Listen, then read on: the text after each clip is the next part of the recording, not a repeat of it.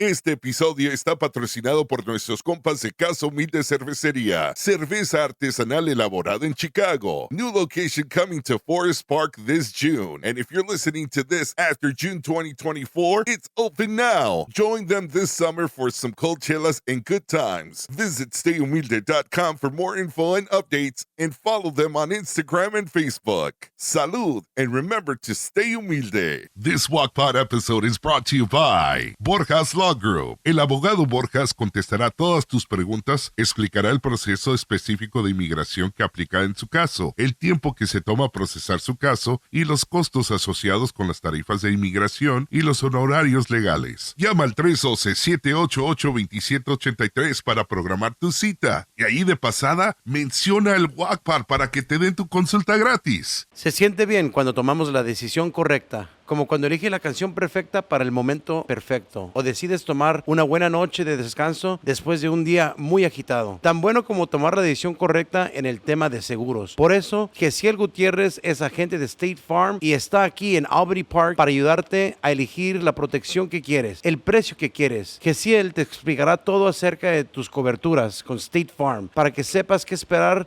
si ocurre lo inesperado. Con Gessiel Gutierrez es fácil tomar la decisión correcta. Marca su número hoy. Como un buen vecino, State Farm está ahí.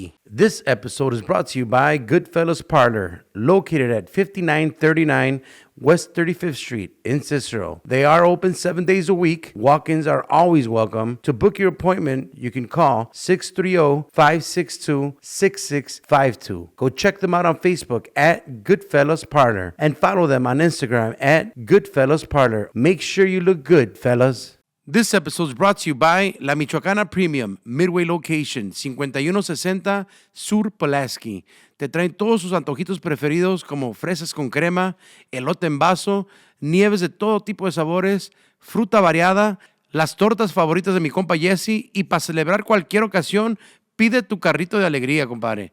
Y recuerden, si no es premium, no es Michoacana.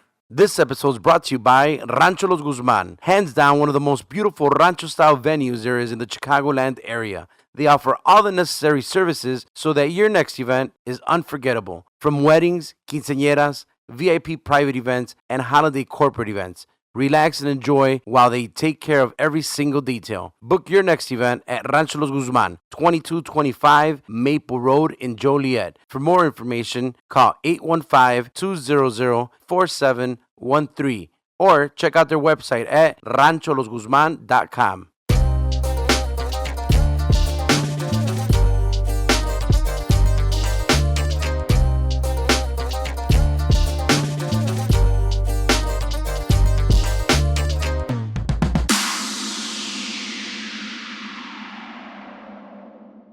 Buenos días, buenas tardes, buenas noches. Su compa Carlos Rodríguez. What's up, everybody? Yo soy Jesse Grandote. What's good, your boy Fry from Fry El Guy Designs. Compas, how are you guys fucking feeling? It's season ending.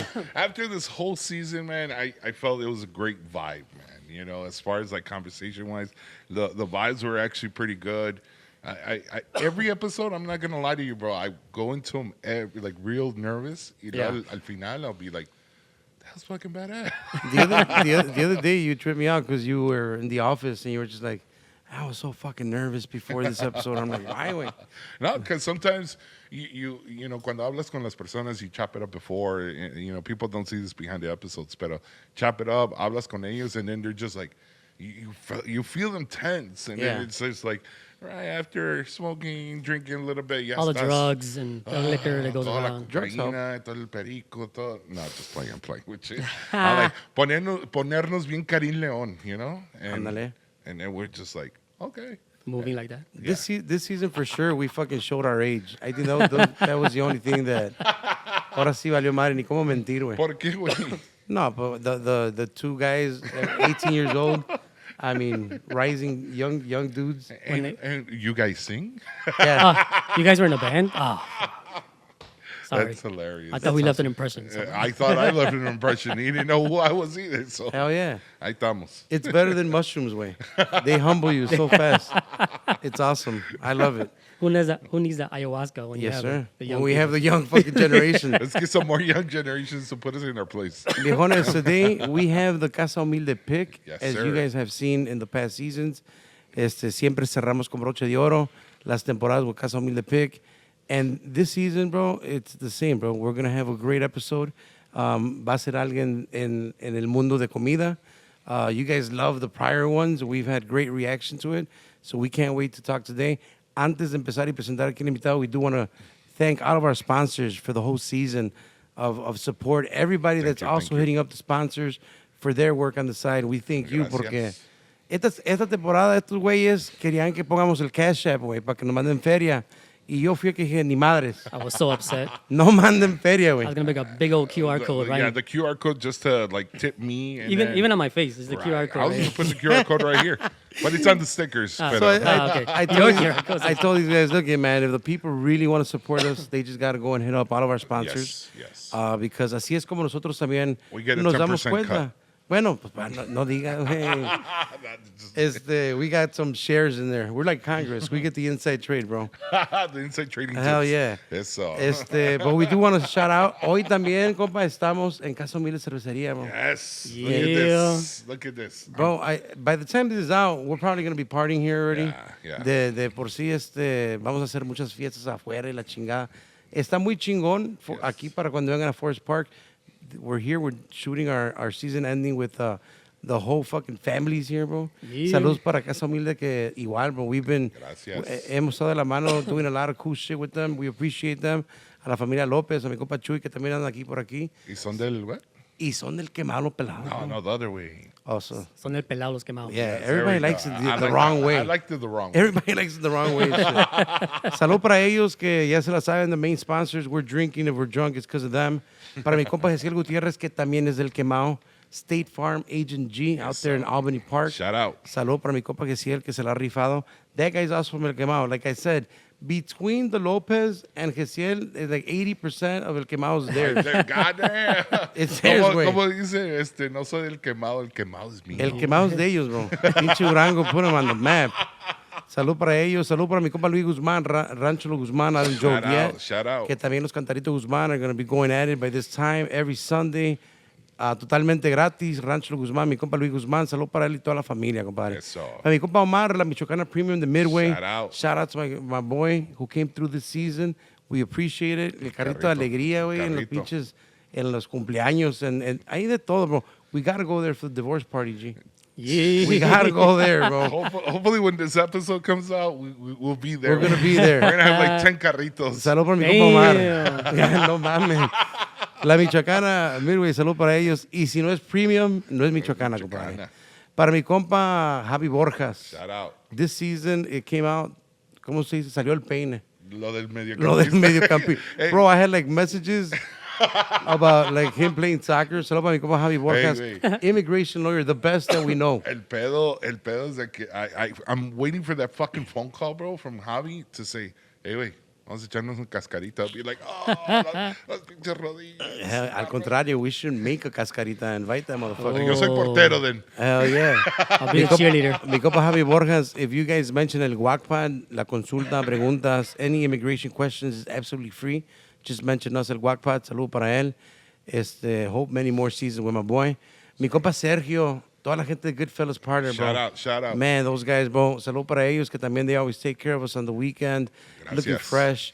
Mechudo needs a haircut. We got to take his ass there. We're all going and just taking over the whole barbershop. Y pues, Yeah. ahorita que mencioné, ahora sí, el último saludo para la sección, compadre. Sección. Mexican Jeez, Jay-Z. The Mexican Jay-Z. Mechudos. Today, Y para you compa fucking... Juice también. Hold compa on. Juice. Oh, sí, mi compa Juice, the last two episodes was just on it. Sí, güey, ahí es on Pero it. ¿sabe qué, compa? Ustedes casi oíme, these guys were giving me shit about Mechudo not being on the GuacPod. Well, he's got to do one season, bro. He's got to commit one whole season. Ya cumplió hoy. Y luego Mañana ya lo we're gonna agregamos al violate. pinche- We're gonna violate. Talking about the group That's chat. you. On the group Yeah, chat, the group chat. Yeah. So That's you. after this fucking episode, we'll fucking add him. Mechudo, Officially you're add him on mine. there. ¿Cómo no? After this episode, nos vamos ahí al cuartito. Hell yeah. And you're in. And you're in. That's it. Ahora sí, compadre. shout out. Vamos a empezar, vamos a continuar por aquí. We can't wait to hear the story. We love food. You guys already know that. We always have a lot of fun. This is going to be another good one. Y yo llegué temprano. Bro, Bro. tú llegaste temprano de madre hoy. I thought there was going to be a whole pig ready. Ya, un chingo de chicharrones, carnitas, everything. In the patio. We're just going to go get going, pero no, we had pizza. No, güey, si hay todo eso, no hacemos esto. Va a valer madre. Pues sí hay puercos, compa, pero todavía no. Todavía no están muertos. Vamos a ponernos bien puercos ahorita, pues. Mi compa, hay que dar la bienvenida por aquí, como siempre, aquí en el GuacPod. Con mucho gusto tenemos a los compas aquí de Carnitas Uruapan. ¿Cómo anda mi compa Marcos? Gracias, un gustazo. Aquí andamos, Ire. ¿Qué tal todo? No, pues feliz. Andamos pisteando. Contento de estar aquí. Sí, ya echamos un traguito ya para perder la vergüenza un poco. Saludcita, sí. ¿No? Sí. Se requiere. The liquid courage. Saludcita. Salud, compadre. Salud. Eso. I like this. ustedes Primero andan, lo primero. ustedes andan con el mezcal, está pesado. Está pesado. But it's good. Para que se salga un poquito más de... Dude, I just had a little sip. I didn't even finish it. Chewy's going to call me out. It's in the back. Pero, I think I left Yeah, a yeah. couple with it, Oh, but yeah. I think I want He'll it. get you. Ahorita we'll get one. No, you want a little... Ahorita, ya que estamos. Alright. Yo sí Ya voy se a va a pistear. poner buena la plática. No, pues Oh, es que yeah. nos vamos a Everything poner all bien warmed up. puercos. Compadre, we want to talk about, pues, en Carnitas Uruapan, how everything started, cómo empezó, how many years. I know it's been a good amount of time. Just 49. Shit. That's it. Short 49 years. Short. Gotta have a big party next year for 50. Wow. Yeah. Felicidades. That felicidades. sounds- Muchas felicidades. It bro. sounds easy, but, doing that and being now the second generation of that business and seeing it transform and being a part of that, it's very rewarding, but it's a lot of work. Wow. And I think not a lot of places get to that milestone. ¿Y uno cómo entra a la mafia de las carnitas? No, I'm playing with you. Honestly, man. you're born into it. Yeah, right? My father, he learned the trade from my grandfather and one of his uncles. Oh, shit. And they had a carnicería en Uruapan, en la avenida Morelos, Okay. en los años 40, 50, 60. Holy shit. Y ahí ellos, famosísimos por todos sus jamones, por todos sus cortes. Y el fin de semana una receta de carnitas ahí, de primera, filononas ahí de gente. Entonces mi papá, pues viene de una familia que se divorció pequeño, él de pequeño se divorció mi abuelo de mi abuela, y mi jefe y sus dos carnales, pues tenían que, como se acostumbra en México, chingarle, buscar la manera de salir adelante. Y mi jefe cayó con un tío que pues, a veces pasa en las familias, en vez de ayudarle, le ayudaba, pero también lo explotaba.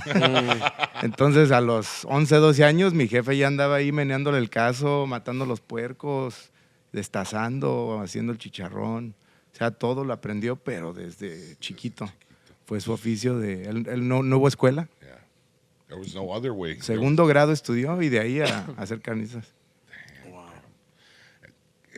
Maybe me estoy adelantando, pero the transition de lo de México a llegando a Estados Unidos, like how was that? Do you remember that transition of how that came about? ¿Naciste allá en Michoacán? So or- I was born in Chicago, Okay, actually. you're born here. Yeah, my dad was part of that, as many of our ancestors were a part of that wave of immigration that came in the 60s. Okay.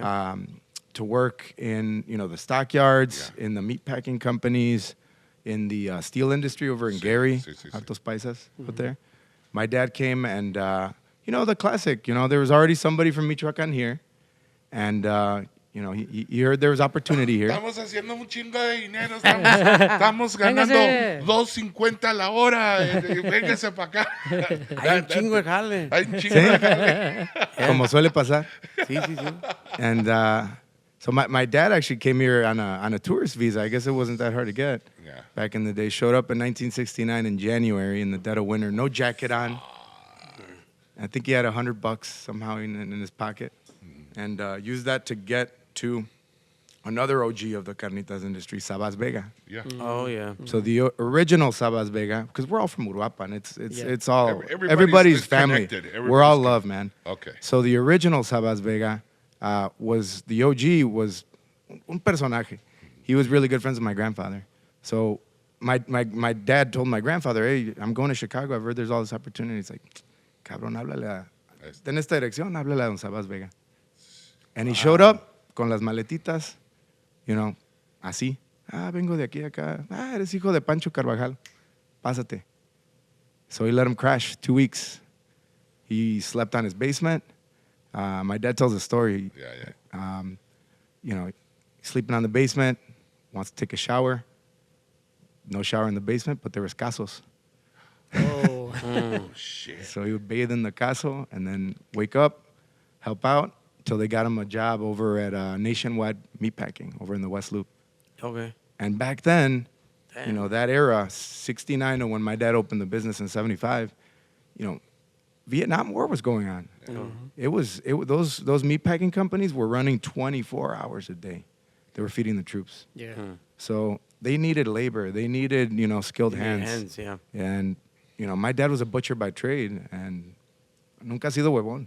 So 70, 80, 90, 100 hours, all the overtime you could get, you know, at whatever there was, like 50 cents an hour or whatever they were paying back then. Damn. But him and that whole generation, that's how they got started. Yeah. He, you know, obviously saved up, did all that. But when Pilsen was just kind of becoming what it is now, he was on the block. He decided to open our restaurant on 18th and Paulina, across the street from another famous paisano, El Paisa Cárdenas. He had the first Mexican supermarket in Chicago. Oh, shit. First one. Wow. In Pilsen, right there. No, In but Chicago. In Chicago. If you wanted aguacates, if you wanted all that, he was the only guy bringing it in. Wow. Oh, shit. And kind of funny, we're doing a podcast, but El Paisa Cárdenas, you can read about this guy. He was a visionary. He opened the first Spanish language radio station upstairs from the supermarket. They would broadcast in AM. Wow. He launched the career of John Sebastian from there. Yeah. You know, he's a very well-known guy back then.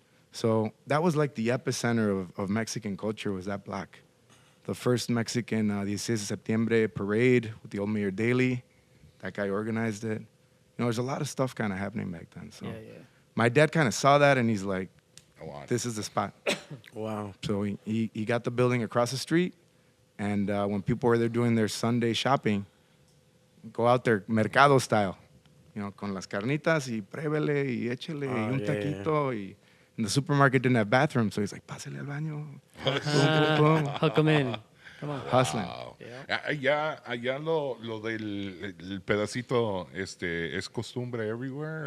Is that It like is. What kind of tradition is that? The background of that Yeah. is beautiful. It's you know, traditionally carnitas are sold in el mercado on the streets, oftentimes not in a restaurant like our places.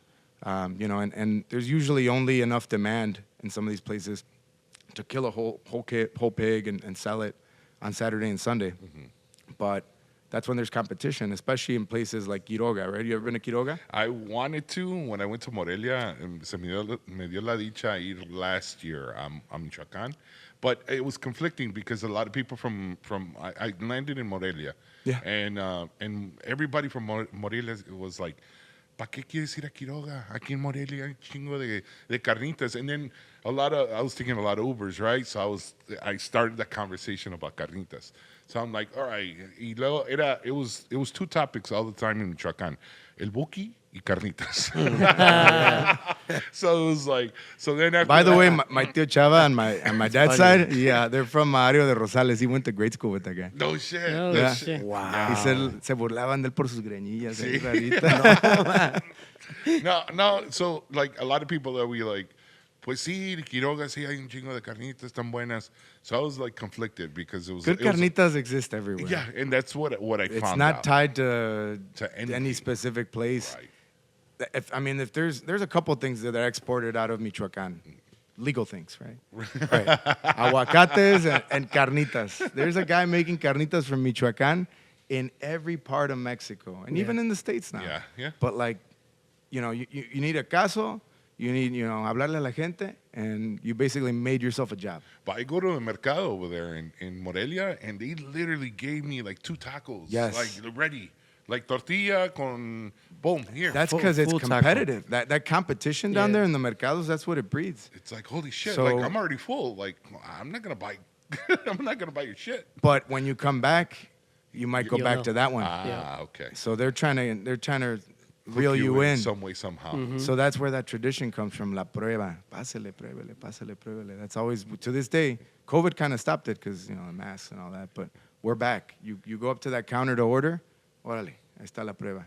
You taste before you buy it because you're that confident in what you're selling, and it stems from having competition all over, another puesto next door, that kind of thing. Are you biased on taste?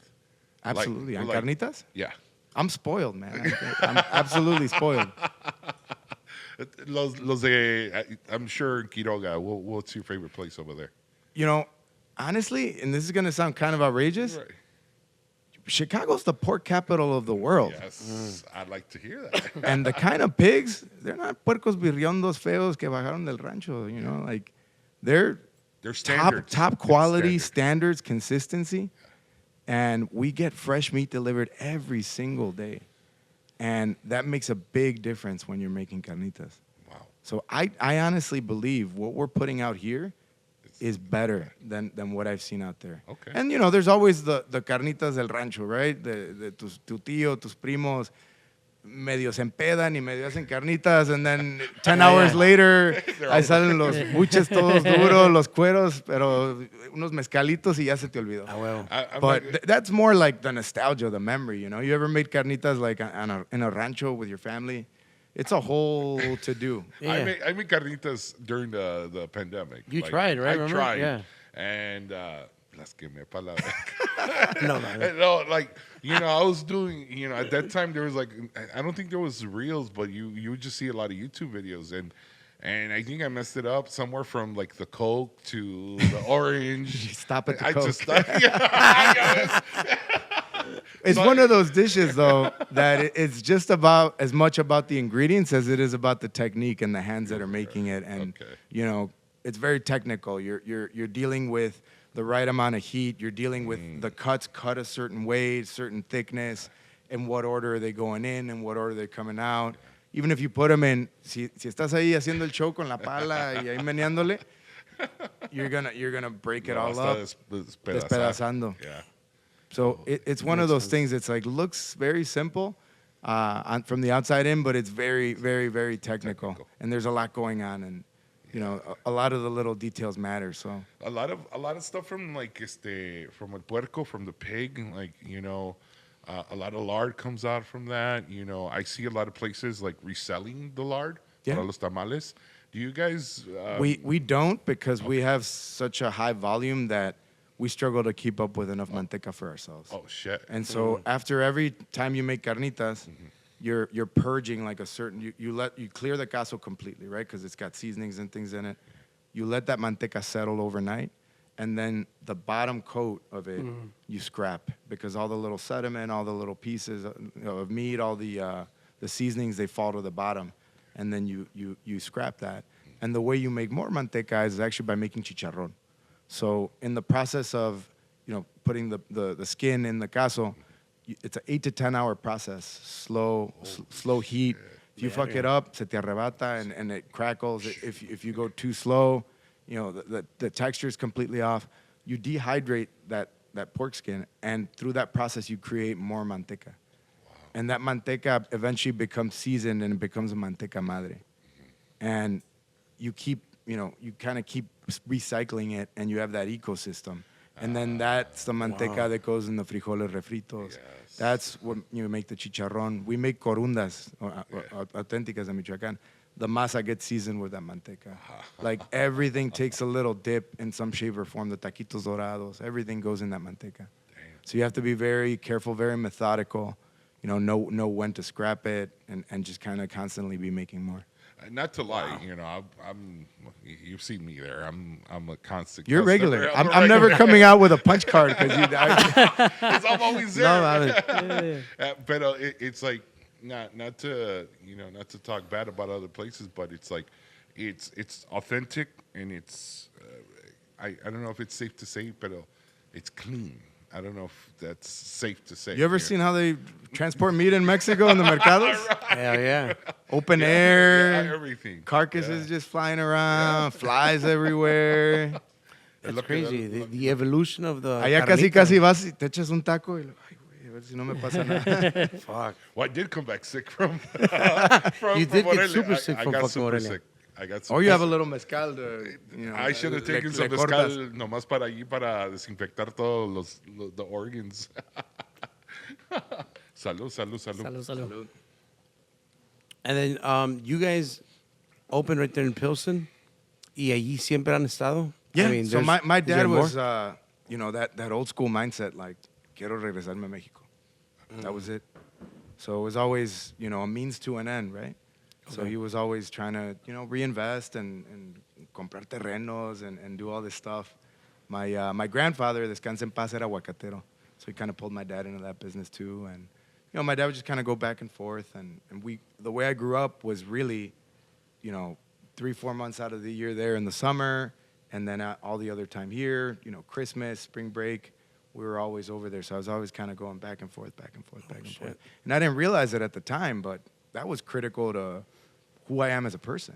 If I hadn't spent that much time in Mexico, I wouldn't understand the culture there, from such a different perspective. I actually had that conversation maybe about a week ago with my family. Like I was like, because we were the same thing. We like during grade school and high school, nosotros íbamos a México por un mes, and like now that we're You didn't get that much PTO? That's why it's like now that we're adults and like shit. That's a sacrifice. Yeah, and it's like, man, remember when we used to go over there out for a month? Y íbamos donde quiera, and it was like, oh, I want to go back, but it made us appreciate the culture. And then like I was talking to my family, I'm like, man, I should have bought land over there. I should have been a little bit more, not partying so much, but I should have probably just invested in a property so I could just get there. Somewhere to land. Somewhere to land. Your home spot. Yeah. And it's like, Yeah, I think that notion, in those trips, like they really, if you're there and you're there beyond a week and you're not at a resort, you're, at your house and you start to develop deep relationships with friends, neighbors, you start to create a second life there. Yeah. And that started happening for me. It was crazy. When, like I would vacation, but I wouldn't go off to like the tourist places. No. Like a mí me gustaba ir a las callecitas, the ones that were scary, porque ahí estaban los puestos. Los puestos de comida. And then you would just wander off porque para mí esa era la más. Where are you from? From Guadalajara. Oh, My Guadalajara family's is from amazing. Guadalajara, and then my dad is from a pueblito that's called Poncitlán, Jalisco. Es la mafia de la birria. So all the people from like the birria people here in Chicago, Poncitlán. they're from Ponce and Ocotlán. Same with Carnitas. Yeah. They're all from, all the Carnitas places really kind of have their heritage at 18th Street. Yeah. All right. Yeah, That's that all where started. everything That's where it all started. The first one was Sabas Vega, and then my dad, then our friends Don Pedro. I say our friends because we're all friends. We're all our fathers grew up, being Well, friends. Sure, they'd have the little pissing contest, Yeah, of course. But it's all from a good place. We're all from the same place. I was under the understanding que la 26 era donde empezó el boom de los mexicanos. La 26 era donde era como el más visible, o sea, la avenidota así grande. Ajá. Y la 26, pues, hasta la fecha todavía no está gentrified, todo cambiado ahí el ambiente. Pero inicialmente empezó, de hecho no en Pilsen, la comunidad inicial era, todavía queda una iglesia ahí en la Roosevelt y la Halsted, que era una parroquia de puros mexicanos. Ahí había una comunidad grande. Cuando se expandió UIC, desplazaron a todos y ahí cayeron todos ya a Pilsen. Y empezó a armarse todo ahí en esa cuadra ahí, 18 y Polaina, y se fue abriendo. It's funny. What's that church called? It's weird because, like in 1986, that school, I found the certificate and it was that church donde me bautizaron. Yeah. Yeah, Oh, and it was shit. crazy because it It all had goes- the address. They Like, still it was do a- quinceañeras there. People still go there from other neighborhoods. And I'm like, my parents went to 18th And Street. it's right in the middle of University Village. Yeah. Yeah. And I passed by there like not even like a month ago. It's like just that church is puro paisa. Yeah. And then everything else is like. And then they all go home. They all go home. Yeah, I'll go. You see them come out with the big ass. But that's dresses. beautiful, Yeah. isn't it? Right. That they're loyal to, a place and a memory. Well, I used to remember going there really, really young. I want to say like 6 years old. Íbamos allí, and then like we would go to Jewtown. And Yeah. we would just go to that market and just walk. Yeah, and Maxwell Street Market. Maxwell Street Market. Shout out to our friends Ruby's. Shout out, Tacos. shout out. Yeah, hell yeah. Started Carnitas. over there. Rules. Good, great people. Don Gilberto, his whole crew. You guys, is that when you met them, when you guys did the Netflix show? No, we knew them before. Oh, yeah. Yeah.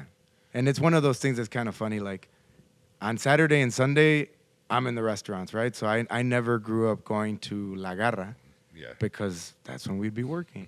But I eventually heard about Ruby's and all that, and their Ruby's trade for Carnitas, and that whole thing got set up. And I remember during the pandemic, there was no Maxwell Street Market, Right. so I would order food from them for my employees and like try to support. But yeah, they've obviously bounced back now. They've got their brick and mortar in Pilsen. Yeah. But that's another great neighborhood story.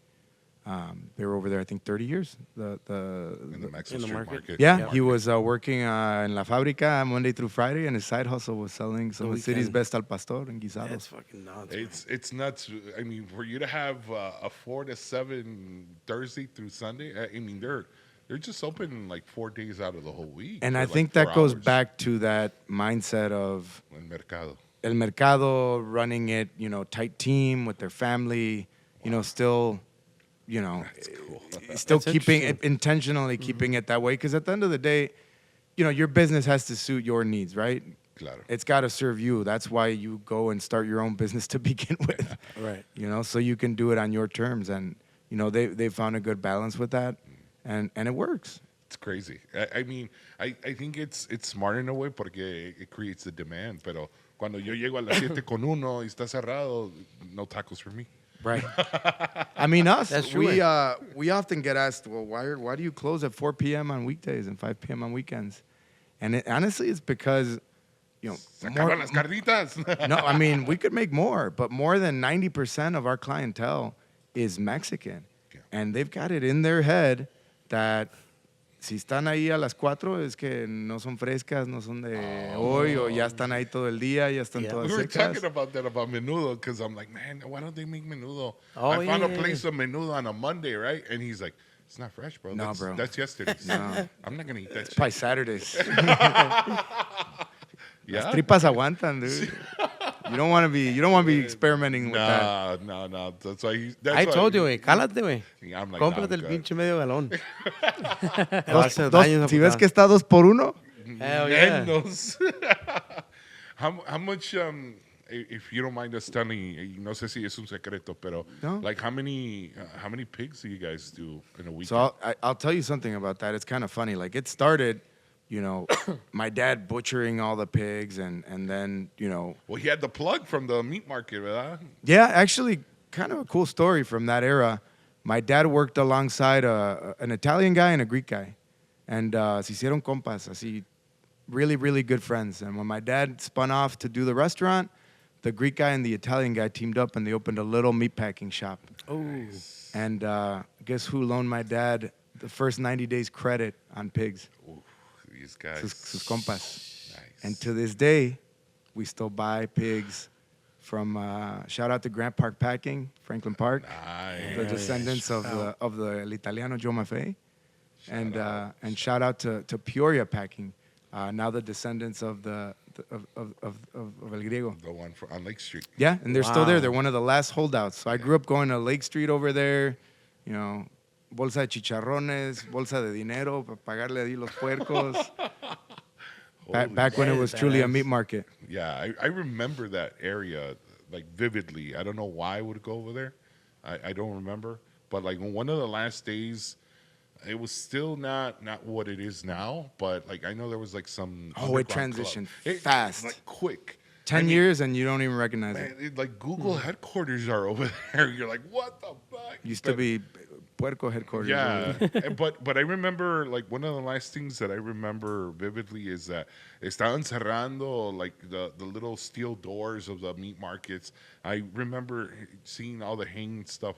I remember why I used to go over You there. remember Fulton Market when it was just semi trucks and live pigs being brought Yes. in? So my dad used to like going to a peanut place over there. Cada año agarramos 2 costales of peanuts.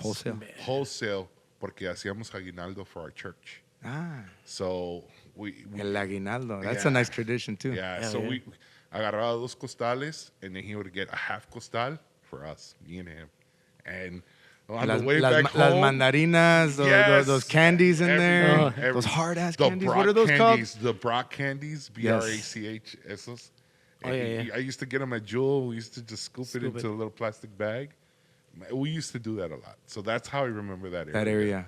You know, I would DJ some clubs out there. Like Yeah, that became like a club like a nightclub district. And then probably in 2008, I remember I stopped going like around that area. And then that's when it started getting fully developed, which is pretty crazy and shit. Yeah, but you know, to answer your original Yeah, question, sorry. We veer off quick. we used to you know get all these pigs delivered, and you know poco a poco business was growing. We would get you know more and more clientele, and it got to the point where you know we didn't have enough room to store all those pigs. When my dad was you know butchering whole hogs back in the day, I remember this vividly as a kid because my job when I was little would be to shave the patitas de puerco. You give me 50 cents for each one that I'd shave off. That was my part-time after school. And when I got a little older, we would use a blowtorch to clean them up and all this stuff. But you know, we didn't have the setup where you could just hang them on hooks like at the packing houses. So then we just decided, you know what, we're only gonna buy the best cuts that we need to make carnitas. And I think that's part of the reason our carnitas are very good. You know, the carne de la pierna is very very dry. It's like a muscle. So not the most flavorful. The lomo is very dry, like white meat. We don't use that in our carnitas. So there's only certain cuts that we feel are the best. And now we buy about anywhere from 12 to 14,000 pounds of pork every week between both locations. So if you're sitting there on a Monday at you know in Pilsen on 18th Street, you might see a little truck from you know the meat packing company, and they'll drop off 1,600 pounds of pork. It arrives in these 400-pound barrels. You know we got to move everything around and like with these dollies, and you know we're so focused on one thing that you know it just gotten bigger and bigger and bigger and bigger. 14,000 pounds every week. Holy. And how long did that take for you guys to decide to do that, to just purchase? My dad made that call. I mean, after he literally, at one point, you know, there's stuff you don't use when you make carnitas with the whole pig. Yeah. Like the espinazo, right? It makes for a great pozole, but Right. we don't sell pozole. So he had a bunch of friends that had supermercados, and it'd be like selling them the espinazo, selling all the byproducts, doing all, like finding a way, right, to keep it going. Yeah. And then it just got to the point where he's like, you know, I can put out a better product, and I can make it more manageable for us to keep growing. Yeah. So there's always that attitude, that spirit of like wanting to, you know, figure it out, grow, do more. Make it But better. why not sell jamon? Why not sell patitas? Is it just too much time consuming? It is. Okay. It is. Yeah. I mean, you know, to put out that amount of volume, I mean, truthfully, the prep for the weekend starts Monday. I read a good I was reading an article, and it was talking about a place like restaurants in general. It says when a restaurant has one meat, it's the best. You better not mess it up. You better not mess it up. Yeah, and it's like when I read that, it was like a mind fuck. Like I was mind blown because I'm like, fucking right. Like your business is carnitas. You only have one protein, one type of meat.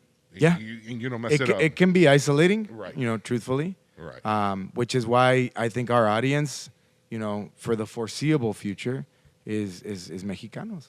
They're, you know, to them it's like, pues vas a Carnitas Uruapan, pues vas a las carnitas. Like, what else are you going to get? But, you know, you got people that, you know, of course, show up and, you know, they might have a vegetarian friend. Well, you know? not to be racist, but I mean, a lot of black people like pork. I mean, Yeah. how come it doesn't appeal to them? No, we do. We get a very diverse clientele. Okay. We have a the other day I got tagged on like a Chinese food blog. I couldn't understand it, but they're talking about the menudo and all this stuff. And, you we have a lot of Filipino customers. They're big on the chicharrón. It's diverse, and over the years, as I've put my spin on it and helped us market it better and helped it reach a broader audience, and try to work on educating our consumer, that's just we don't modify what we do. We're unmodified for the American market. Like, we will never bend over to suit the palates of someone that's I want you to go, and if you take your abuelita de Michoacán, she's not gonna be like, ¿qué es un carnitas bowl? ¿Qué es esto? ¿Qué son carnitas sliders? No. The carnitas wrap. That's not gonna happen. We keep it traditional for a reason, but rather than us adapt to trends and other things, we try to educate our consumer about why this is the way it is, and what the process is that goes behind it. Here's your tortillas. Here's your shit. Make your tortillas. Eat it. Shut the fuck up. Pay. Get out. Yeah. And know that those tortillas are made. They're made right on there. a machine brought in from Mexico, and they haven't been reheated on on a griddle. It's so funny that you say that, because like one of the first times I went to your 55th Street location. That's my baby, by the way. Like, that's where I made it my own there. Ese pinche lugar, like, not just only transports me to Mexico, like it makes me feel homey, pero looking at the tortilla machine just go, it's like watching TV for me. Like, it's hypnotizing for me. Especially isn't that sound like hypnotizing? A little rechinido. And then how it's cutting, and it's like the excess masa is going to the same place to make more tortillas. And it's like, I like that type of shit. I'm weird, but it's like a TV. But what I like about your restaurant is, like, you don't have TVs in there. No. You don't have anything. No. You don't have anything to... I want conversation and maybe Los Bukis in the background, real low. But you some nostalgic music. Right? You appreciate just go there, the decor. Have a conversation, look around. There's a lot of cool photography of Uruapan, a lot of dichos, the wisdom of the ages from Mexico. Yeah. I love that. Yeah, written on the wall. My dad actually has a bunch of little dichos at the 18th Street location on these little signs. A lot of them are puras maldiciones. Like, a bunch of stuff from Mexico. Yeah. What was it? Si necesitas fiar, tráeme tu abuela, tu novia, o tu bisabuelo, some shit like that. Yeah, just a whole collection of those. He would collect them in Michoacán. And some of them were pretty raunchy. Like, for some of these kids start getting to the age where they can read, and they're like, what the fuck? Well, I mean, I was 10 years old, and I was a big fan of Polo Polo. I loved all that shit. So it was like, what are you talking about? But it was making me laugh. Hey, for some time, I thought Polo Polo was my uncle. That's how much I like. You hear I love those old Polo Polo CDs. Yes. The stand-up routines. Yeah, they're fucking awesome. Solid gold. I think one of the last times he came to Chicago, I took my dad to it, and I was laughing my ass off. I got to see him too, man. That's awesome. He was all embarrassed and shit. He's really good.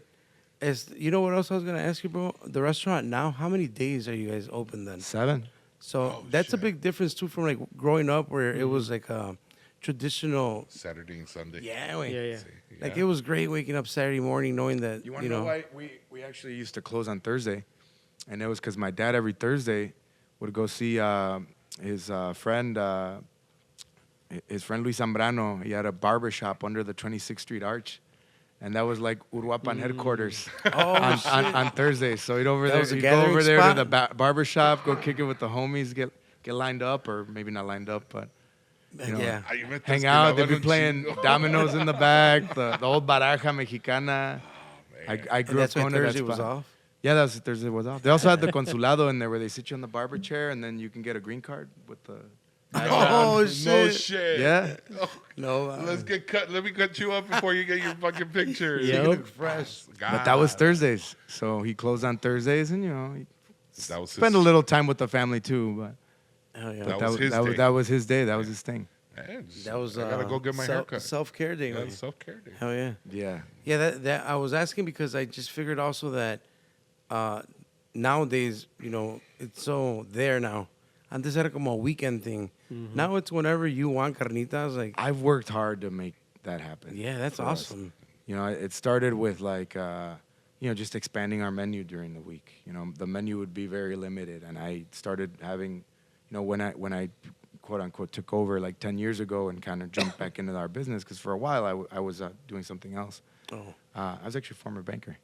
Oh, No shit. shit. Yeah, you guys probably don't know that about me. No. Yeah. Damn. What? Banking. Yes. Wow. Well, it all goes back to that kind of immigrant mindset, right? My dad's like, Ponte a trabajar.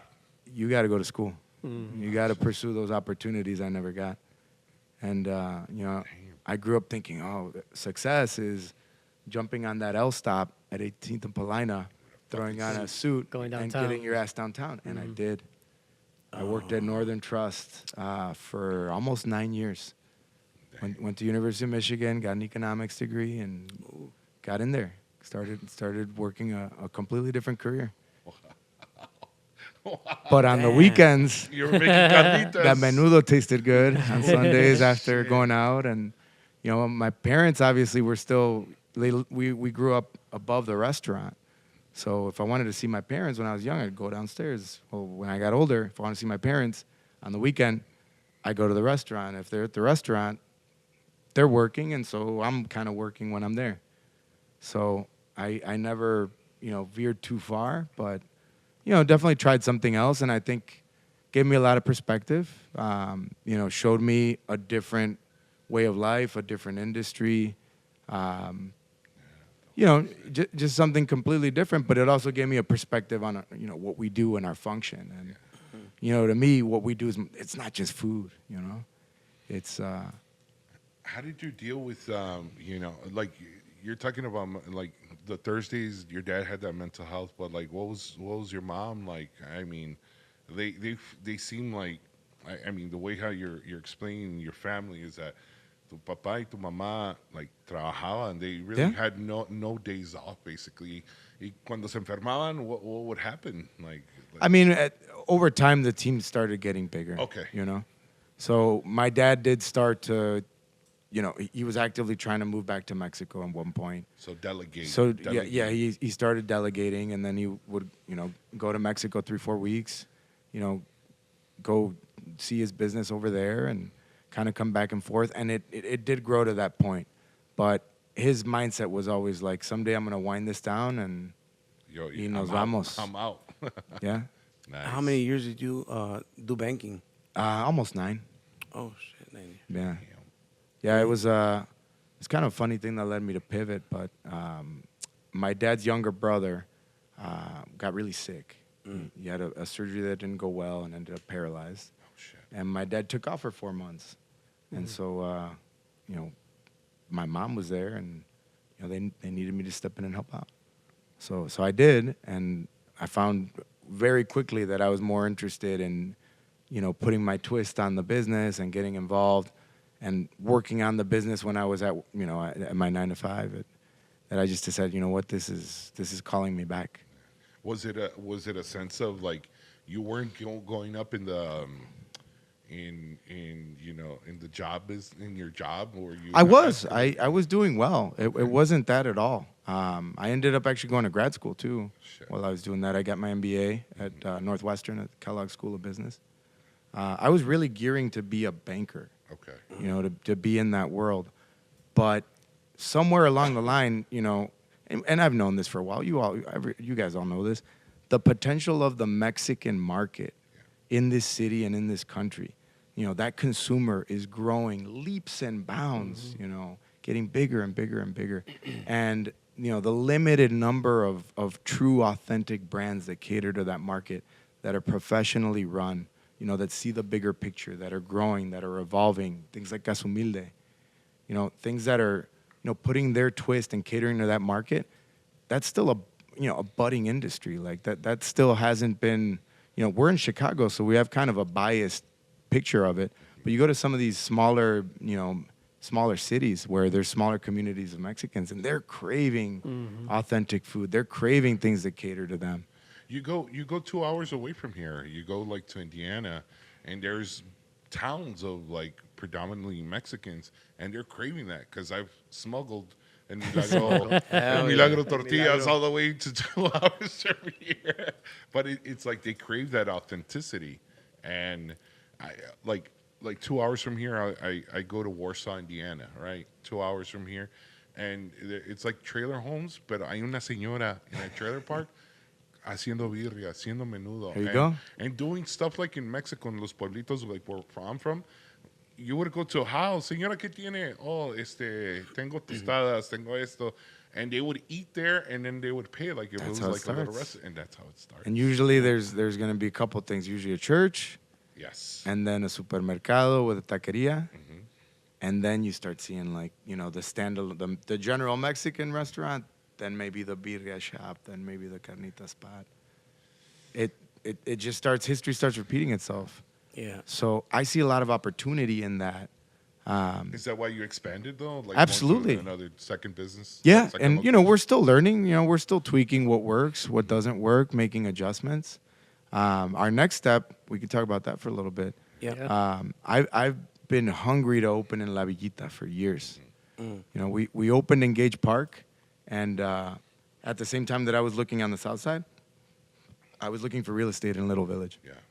And you know, Gage Park made sense. It's it's kind of a tucked away area, but it's in the middle of a big residential Mexican neighborhood. Yeah. And a lot of the people that grew up in Pilsen, you know, as the community grew, and you know, as people would, you know, get better jobs, and ironically enough, right, they'd get better jobs, so they'd go buy that house with the yard down south or out west, Cicero, Berwyn, all these areas, to get out of these crowded apartment buildings in the city, which now are actually worth more. Yeah. But you know, people just, you know, doing good and you know, finding their little American dream and buying their house, and that's all of the south side, all of the west side now, big areas. So Gage Park for us made sense because that's where our customer base was. So we weren't starting from zero. You know, people already knew us. Yeah, because people would flock to 18th Street, but Yeah. it's like, why We not? find that people come from all over the city, from different parts of town on the weekends, and travel to go there. Yeah. So So you had that questionnaire. Fill out this 10-second questionnaire. Where are you from? Where yeah, you? we did it.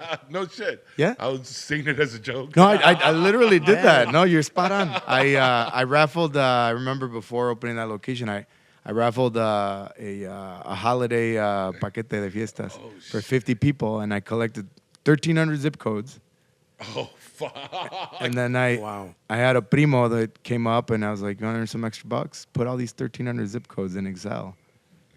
And then, voila, we got our map of where we're going.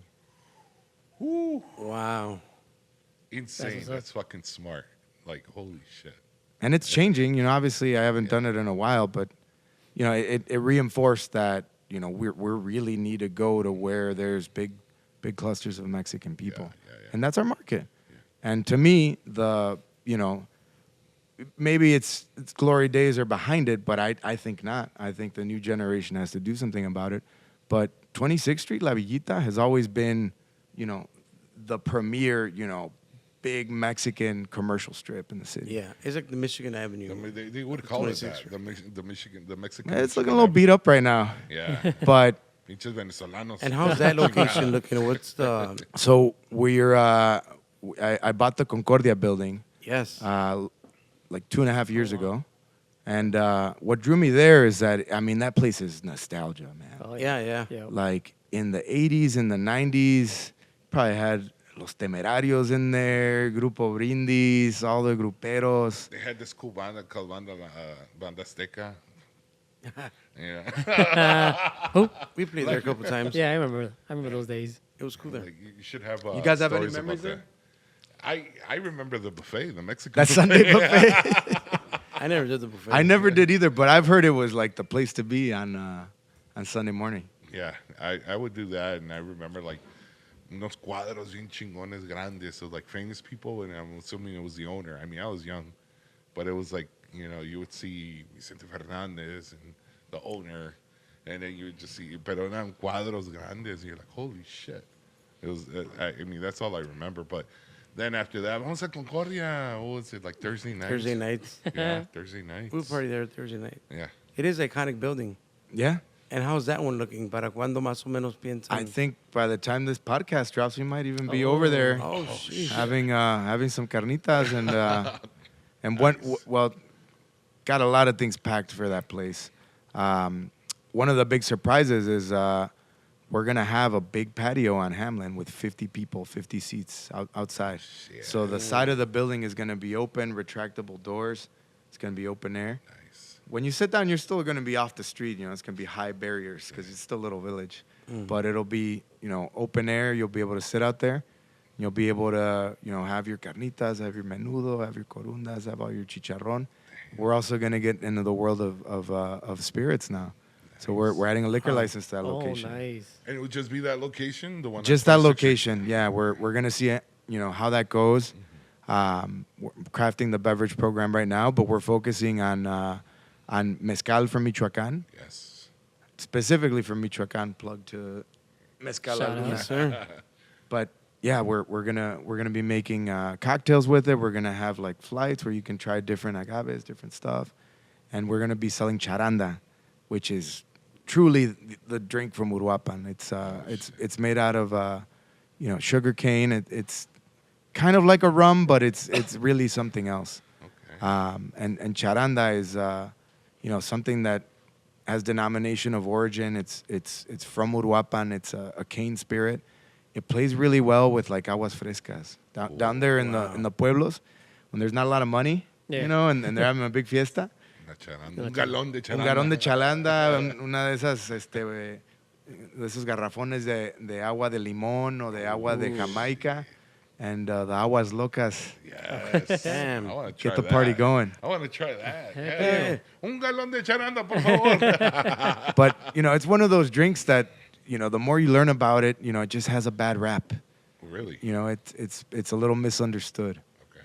Yeah, you don't see much of that like around here in Chicago as far as No, charanda. Like, no, it's really one of those things that, like, even in Mexico, it's kind of looked at as like the drink for chalanes.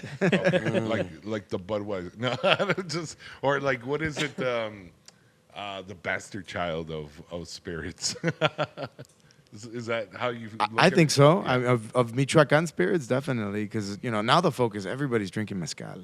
Yeah. You know, and tequila's But it's still a having drink. its moment. I mean, everybody's got a tequila now. Mezcal came Surprises. up, man. yeah. Yeah.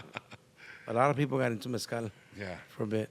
It definitely requires a palate, you know, for mezcal, at least for me. But you know, Chuyito here's helping me out here. It's different, way. It's different, but I mean, está pesado el cabrón. Ahorita le di un traguito y me quemó todo el Otro- pecho. Yeah, Este estaba bueno. Was it that one or which one was Oh it? yeah, you're drinking. I'm drinking. We I'm have a double few different fisting. ones. Mira, we're bringing the other bottle. Wow. There you go. Ahí está. The ensemble. Yeah, I like this one. Este sí me gustó. Yeah, we're So I you know, mean, we're mixing it up. We're gonna. is it like this, or so you do half a bottle? No, or? that's fine. Half a bottle. Half a bottle. No, Do I we're drink it the restaurant's straight? big, man. It's 150 seats in there, Oh. and to have 150 seats and only have one protein on the menu and side dishes, I think that can only exist in a place like Little Village. Right. You know, where there's just that big cluster of people. I always tell people, like, having that restaurant open, you know, in the Concordia building, it's like going to a pueblo and opening a taqueria en la plaza enfrente de la iglesia. Ándale. Like, people are gonna know that it's there. There's, Yeah. You don't need to advertise it much. You know, just by its location and what it means to kind of be there. You know, I think it'll, you know, we'll get that eye on us where people will come check us out. It's up to us, you know, to keep them coming back and you know, keep O el restaurante enfrente de la plaza, something like that. something like that. How did you? I mean, is it safe to say? And I'm not trying to be like, not directing this as like egotistical, but did you guys bring economic boom to Gage Park? What's the economic boom that attributed, aside from your success on 18th Street, to Gage Park? Like, how can you say that? Like, hey, I brought this neighborhood up. It's hard to gauge specifically. Okay. But there's, you know, when all the vendedores ambulantes are out in front of your spot, all the ladies selling cacahuates outside are out in front of your spot. There's traffic, way. That's a good sign. Neighbors might complain a little bit about the parking, but But no. But I think, you know, Gage Park, that you know that area well because you're there regularly. Yes. It's a sleepy corridor. You know, there's not much beyond, you know, that intersection of 55th and California, but Come Saturday, Sunday morning, Boom. you got people literally, I mean, and I love this, man. It's the ultimate compliment. You know, someone who's not Mexican, right? Maybe saw us on Netflix on Taco Chronicles, which was crazy. You know, fly into Midway y con las maletas, güey. Llegan ahí en el Uber. Dos de buche, por favor.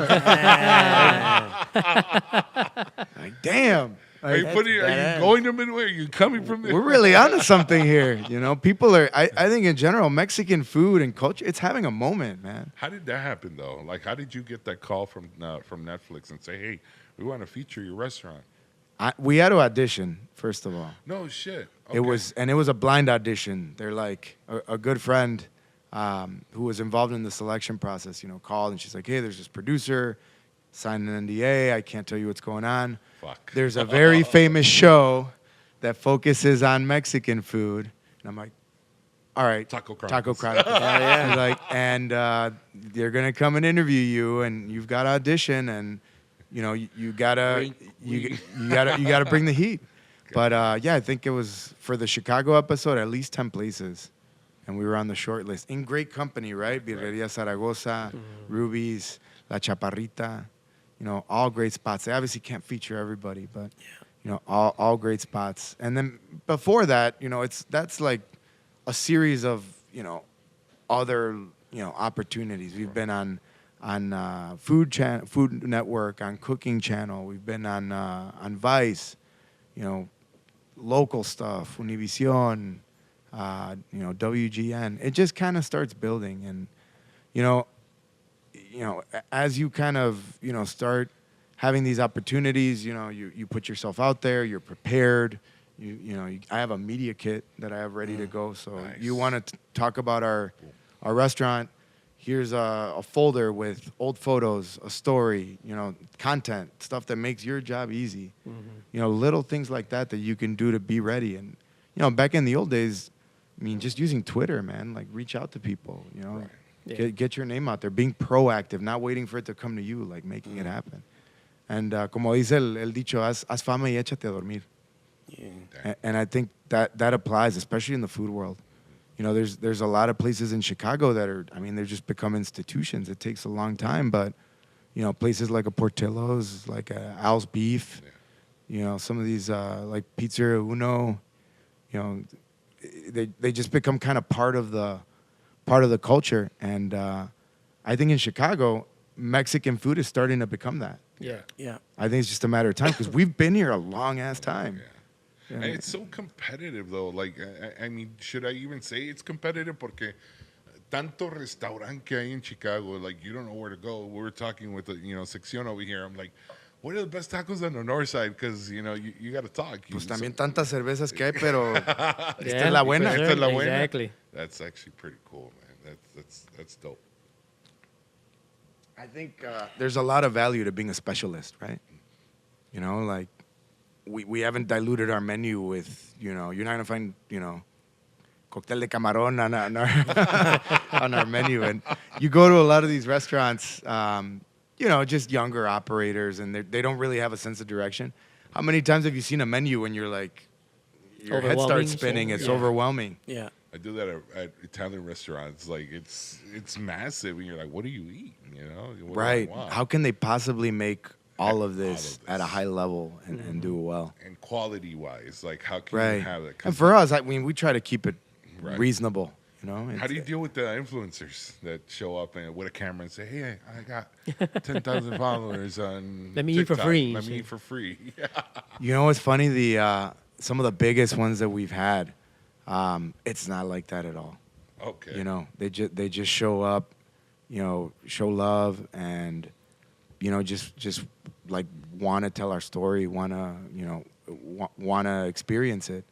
And, you know, some of the really small ones, you know, that vibe comes across. So if you get lost in my DMs, You know why. I mean, yeah, that's a reality of a food business, you know, like and even that market's getting saturated. Like, how many food blogs can you have? Oh, yeah. You know, I think those, I've always said it, like those food critics and what it is, like the influencers, I honestly think I don't trust them. I don't trust none of the like food critics, food influencers. Well, maybe you need to start one of your own, bro. Exactly. Bro, I've been telling him. But Yep. I mean, I'll fall into the same category. It's because I'll just be talking about the places I like. Like what I'm Right, doing right. right now is I'm doing stickers of the restaurants that I like or the places that I like personally. Yeah. I'll put a sticker of mine, Jesse Grandote sticker, boom. And I'll say Grandote approve, or I like this is one of my places because I spend money here and I love the taste. And you like it. And I'm gonna be hitting you up soon with the sticker. But but it's Got just it. like it's one of those places where, you know, I've gone to places where like it's the bomb, and you know, you show up, and you're like, hey, I paid $20 for this, like. I mean, there's a lot of hype. It's a lot of You- hype. You yes. can. There's a lot of smoke and mirrors and great angles and little stuff Right. you can do. Yeah, But you know, I think really good food. will stand out Will regardless. talk for itself, kind of Yeah. thing. Yeah.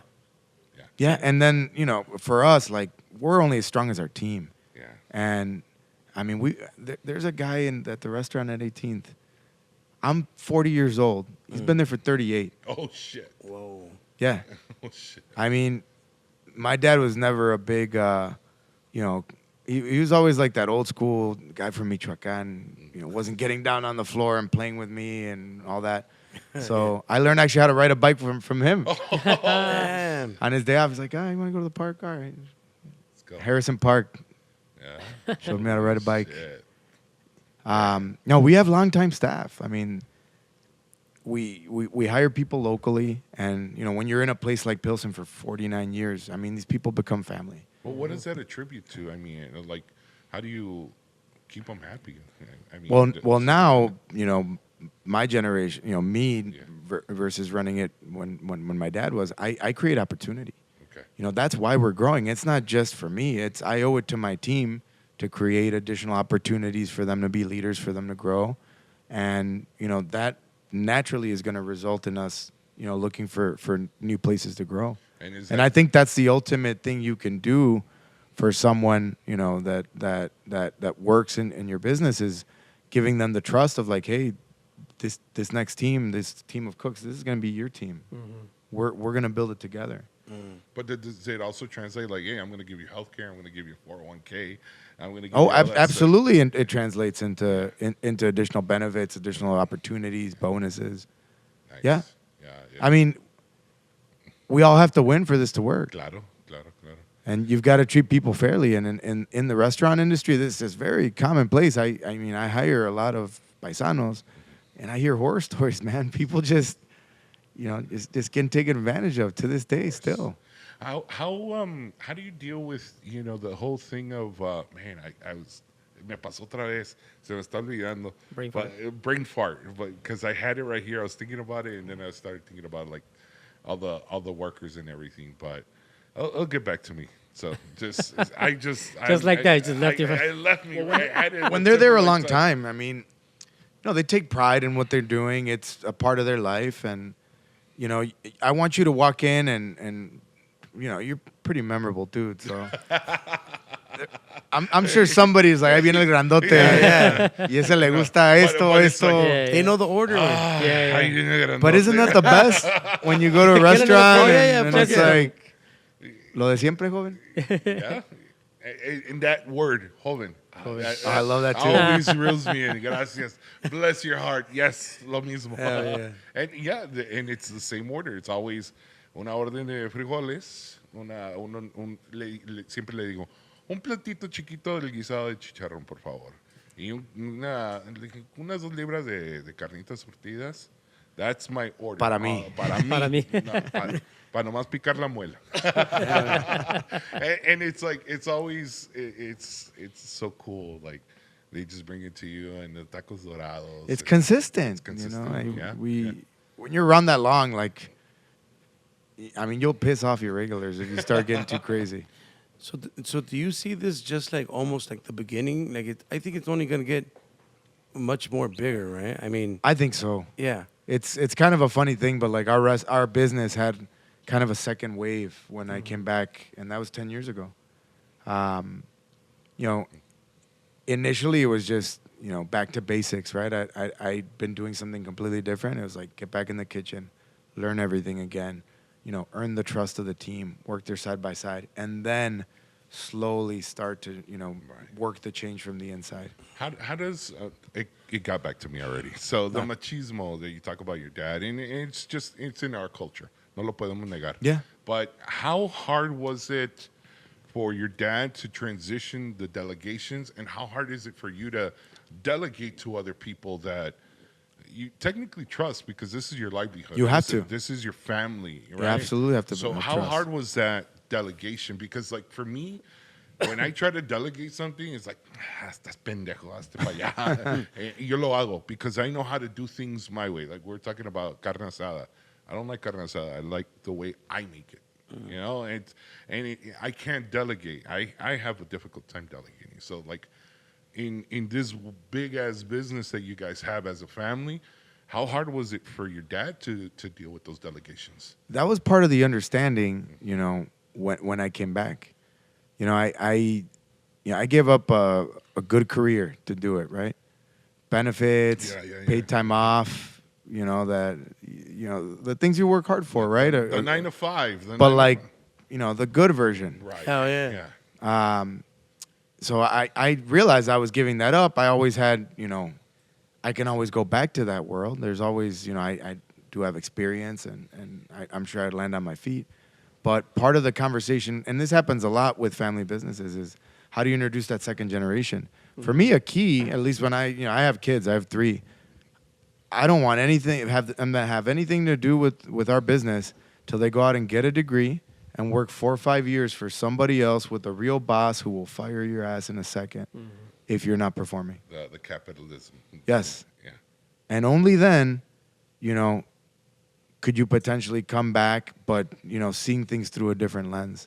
So I had a lot of respect from my father because I came back, at 30 years old. I was already, on my way, doing my own thing. Ya me mantenía solo. Yeah. And then coming back from that position and saying, hey, you're tired. It's been 40 years. I'm actually an only child. Okay. So there's no siblings, there's no parientes here. Everybody's back in Mexico. My dad was realistically, I know, probably, going to sell the business and go back to Mexico and kind of be done. Although Michoacán turned into kind of something else. Right. Allá asustan. Allá se asustan. So, that really not as much of an option anymore. But, truthfully, I had a frank conversation with him. I'm like, listen, I want to get back into this, but we need a pathway where, we decide on a transition plan, with ownership and with ownership transfer over time and, a structure. And I think setting that from the get-go and having that conversation, really gave it substance and gave me a real incentive, and then gave him an incentive as well. It was like a boundary that you had to set con él, like decir, hey, te voy a, I'm going to do this. This is my plan. Was it a hard conversation? Porque I have hard conversations with my dad. Absolutely, but I think, just showing him that, hey, I'm serious, but I'm quitting my job to do this. Yeah. I'm all in, and you can only there's certain things you can only do, dipping your toes in the water, you can only get so far. At some point, you got to jump in and just do it. And I think he saw that I was ready to do that, and, it wasn't without its hiccups. And I think we could have grown a lot faster. We could have transitioned a lot faster had I, not been as mindful of, still salvaging that relationship, and being respectful of him and what he'd accomplished. Right. So finding that balance was tough. But now, he's glad to be the Colonel Sanders of Carnitas. Pop in when they got the camera rolling for a show. You seen him on Sundays at the restaurant? No, I haven't seen him. I've probably seen him once. He comes out con una tejana, rolls up with a big chain, a guayabera, people taking photos, and it's like. Celebrity status. Yeah. Loving it. And then 3 hours later, he's sitting in the office. Ya estoy cansado. De tomar tantas fotos. Tómame una foto en el Face, a ver, bien cansado. No, but he's 76, but he's that old generation, no hobbies, no exercise, puro chingarle. That's it. And he never had a plan for like, what's my retirement? Yeah, what am I going to do? You don't after play this? golf. Yeah. No saben de eso. I mean, No. I'm not saying it out of disrespect, but No? they don't know. That was a luxury to think like that. Right. Yeah. Yeah. Damn. It wasn't really an option. It's not an option. I mean, though. when you, I mean, I think their plans were more about survival.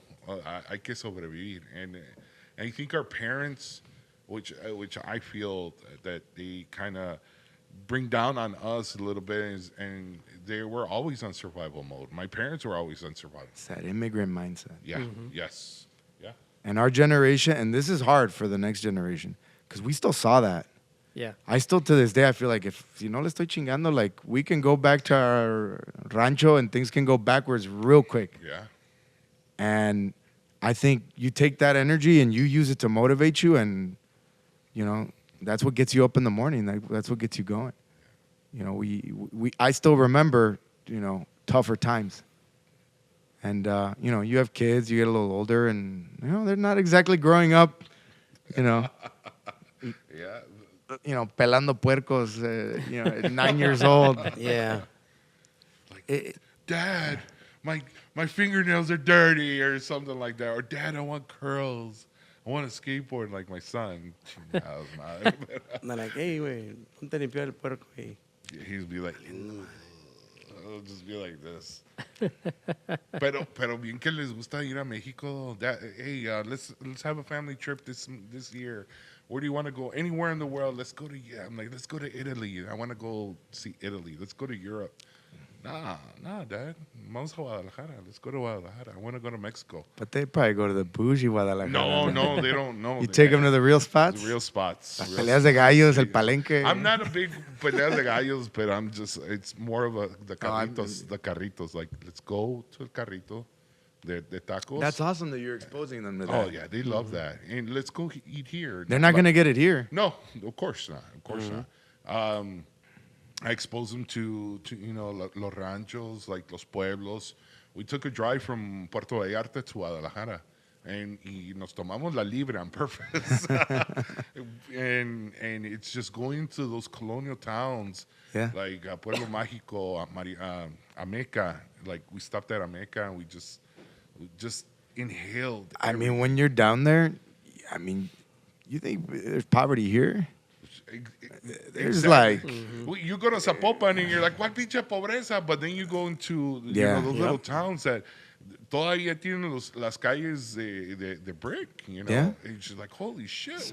Casas de adobe. Todavía. And you're Gente en la crazy. calle pidiendo, siempre pidiendo, ayúdeme. And sure enough, con más gusto les doy allá because I know they need it. Versus over here, this motherfucker asking me for change, but he has a big ass gold chain With a cell phone. Yeah, with a cell phone, and it's like, what the fuck? I like going to Mexico just to inhale that culture and to instill that culture that, hey, this is what I used to do. We used to be here a month, but sorry, we were only here for a week. Right. And so, pero comer en la playa, comer en esos pueblos chiquitos, and just go to a place, It doesn't take much. Doesn't. Really doesn't. We ate 3 pollos rostizados off the carretera, and they're like, oh, son 200 pesos, señor. We're like, what? That's $10. Like, no chingues. I don't know, man. The peso's pretty strong now. Is it? Yeah. I haven't even checked. It is. Is it at like 20 right now?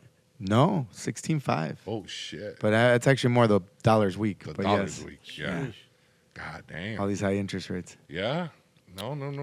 I remember last time I went to Mexico, the peso was at 22. So, you live like a king out there for like $100.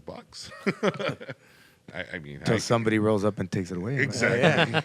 No, gracias a Dios, we're always really careful with that. Like, I've had a worse time in Mazatlan than any other part in Mexico. No kidding. Yeah.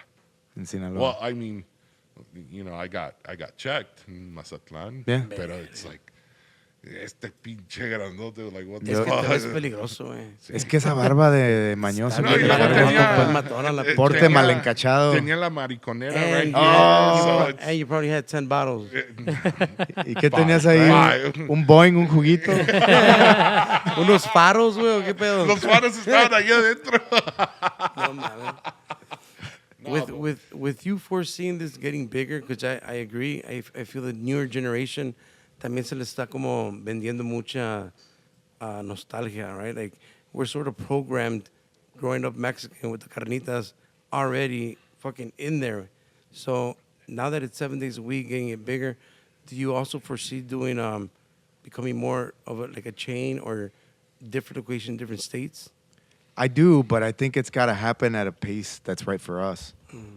You know, that you know, it takes a while to build up a team. It's not, you know, making carnitas is not like, you know, a plato de carne asada or whatever. Right. You mess it up and, we'll make another one, whatever.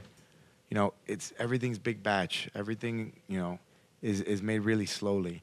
It sells fast once it's out there, but it's, you know, all those errors, if you make errors, they're magnified because they're, you know, in big quantities.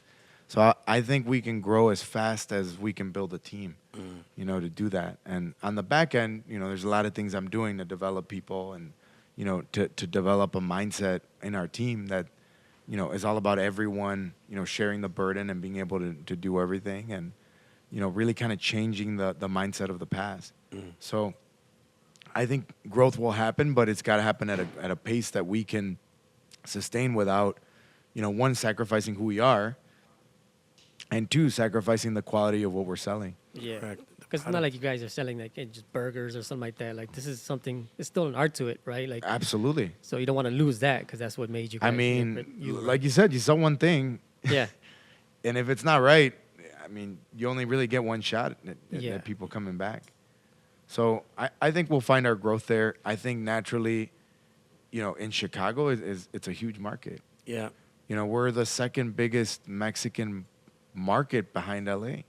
And I mean, and LA is different. I mean, California was Mexico at one point. Right. Latinos are a majority over there. It's a different animal. I think here, you know, there's plenty of opportunity for future growth, and, you know, opening something like that restaurant in La Villita in the old Concordia building, you know, will help kind of get our brand out there. And For sure. you know, things like this, you know, new generation, younger generation, you know, you just kind of got to always be, you know, out there promoting, getting the message out there, you know, but being real with what you make and being authentic with it. And, you know, the size of the location might look different. It might be a little, you know, nicer than the place my pops opened 49 years ago, but the same food is being put out. Right. Is it gonna have, as far as design, is it gonna be similar to the one you have on 55th? It's gonna be that, but like a little more polished. I think a lot of the other restaurant concepts out there are catching up, and you know, there's a lot of, you know, restaurant groups out there now creating Mexican concepts, and to me that's always a funny thing, because, you know, we're not a concept.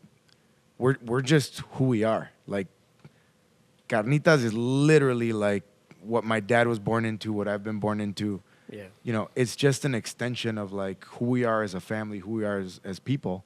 And so it's not a concept, but there's so many places now, you know, creating Mexican concepts out of thin air and making them, you know, very nice locations, very nice design. You know, looks great on Instagram when you take a picture, Right, right. but there's Yep. no soul in these places. Yeah. And there's a time, there's a place, there's a market for that. But, you know, places like us with deep roots, like a real soul, you know, our customers are ultimately going to discern whether, you know, they want to come back or not and whether it's real or not. And I think, you know, that's why we've been successful for such a long time. Like we're very true to who we are and true to what we do. Yeah. You're right. Ahorita están saliendo muchos de esos like concepts. Like I don't have to say any names, but we can. though, I mean, think the West Loop is full of them right now. I don't think I've ever. I mean, you know, $9 for a taco de carne asada is kind of mediocre, but it looks nice on Instagram. Yeah. Se pasan. It's crazy how that West Loop, China downtown always wanted. I kind of blame, sorry to say, but Rick Bayless, to calling him out. I think this is the second time you go after Rick Bayless. Yeah, pretty much. But it was like. Let's deep dive into that. But it's Hell yeah. it's Yeah. like You know it's like what we were talking I got about. an ace up my sleeve with that, and I'll tell you what's up. But it's like I kind of blame him because it's like it was our cuisine, and it's like the boom already the taco is like Let me the get some of thing. that other mezcal before I dive into this one. See, keep it right here, Chuita. Not just playing. Salud. You feel like I got gentrified. So in a way it did a bit just because it's like for anybody I mean I don't know nothing about food service or anything, but it's like it always made it seem like, oh well, there's not too much problem to create a taco, let's market it as a taco.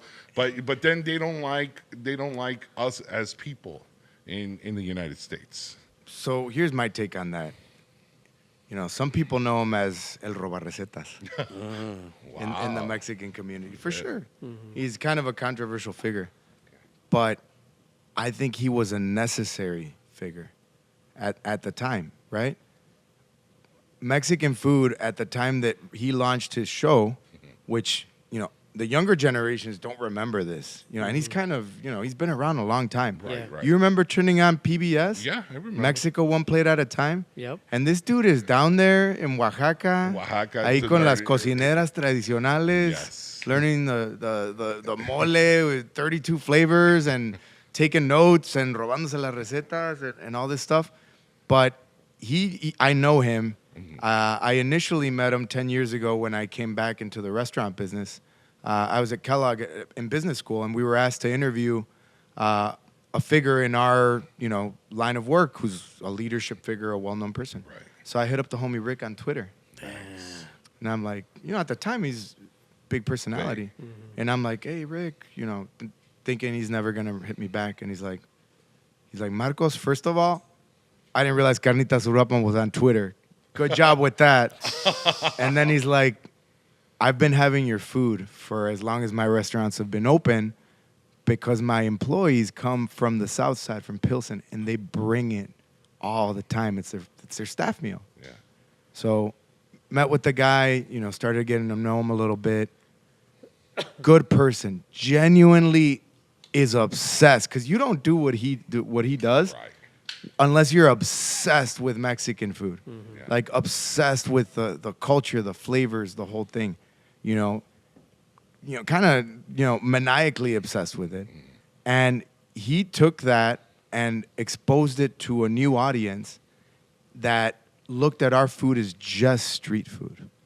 The kind of food that didn't belong in a fine dining restaurant on Clark Street. And he elevated it. And I think, he spoke for our food in a time before we could speak for ourselves. He was that voice. Do you think? Do you think nobody would have taken us seriously, como un mexicano or even No, I a mean, Mexican American? outside of we're biased. Outside of Chicago, not that well known. Yeah. You go to LA, and they're like, who? Who? Oh, really? Yeah. Yeah. That's insane. I get it. Maybe I had a bad experience. No me saludó bien. I went to Leña Brava. Yeah. No me saludó bien. It was one of those He things. didn't like, say Jesse. He didn't say Jesse. El what's up?" Grandote. No, I'm like, what's up, Rick? But you know what's really kind of a cool side product of Rick? Rick, the way he runs his restaurants, he empowers people to put things on the menu and test them out and do all this stuff. And there is an endless stream of Rick Bayless alumni that now have restaurants of their own, que son paisas. Yeah. Cinco Rabanitos, Yes. Chile Toreado. Yeah. I went there. It was fucking You know fire. El Bombón, the bakery? Yeah. Yeah. She was his pastry chef back in the day. He brought her from Mexico City. Funny story. I went to a Bonbon last week to get you their little fucking cake for your birthday. Correct. And it was like, ¿es para ti, para un antojo, o le pongo happy birthday? no. I'm like, you fucking You're like both. Es para la pinche muela izquierda. ¿O qué pedo? I'm like, ¿qué pedo? Nomás porque estoy gordo. y quiero pastel. La chingada. Is it just one order or is it more? Dile, es que mis manos están grandes, se ve chiquito. Oh, man. She thought I was going to eat it right then and there, man. I'm like, you stupid ¿Lo bitch. quieres en bolsa? There you're gonna be like, Right. Just in one bite. Chingado. No quieres tenedor, ¿verdad? No. I was like, Wow. but I mean, really, there is a whole network of people that have been influenced by him. He's like, some of these people didn't get a chance to go to school, but their school was working in his restaurants. Yeah. And he's That's really true. good on the back end about helping promote those businesses and helping promote those alumni and helping, empowering those people to do well. He has an event, Chicago Gourmet, right? He's very involved with that. They have a Rick Bayless Tacos and Tequila event. I'll invite you guys this year. yes. Ooh. It's the Thursday before Chicago Gourmet kicks off. Chicago Gourmet is put on by the Restaurant Association. It is the upper echelon of, the food world, like a series of events, and it's all fine dining places. It's all very elevated. And he has an event the Thursday, of that weekend, and he invites all his alumni. He invites he invites all these places. He's invited us many times. He invites, all these people in the industry and helps promote. And this year I'm co-hosting with him. Oh, shit. Wow. He asked me to co-host. We got to go deep. We got to go deep. Congratulations. Wow.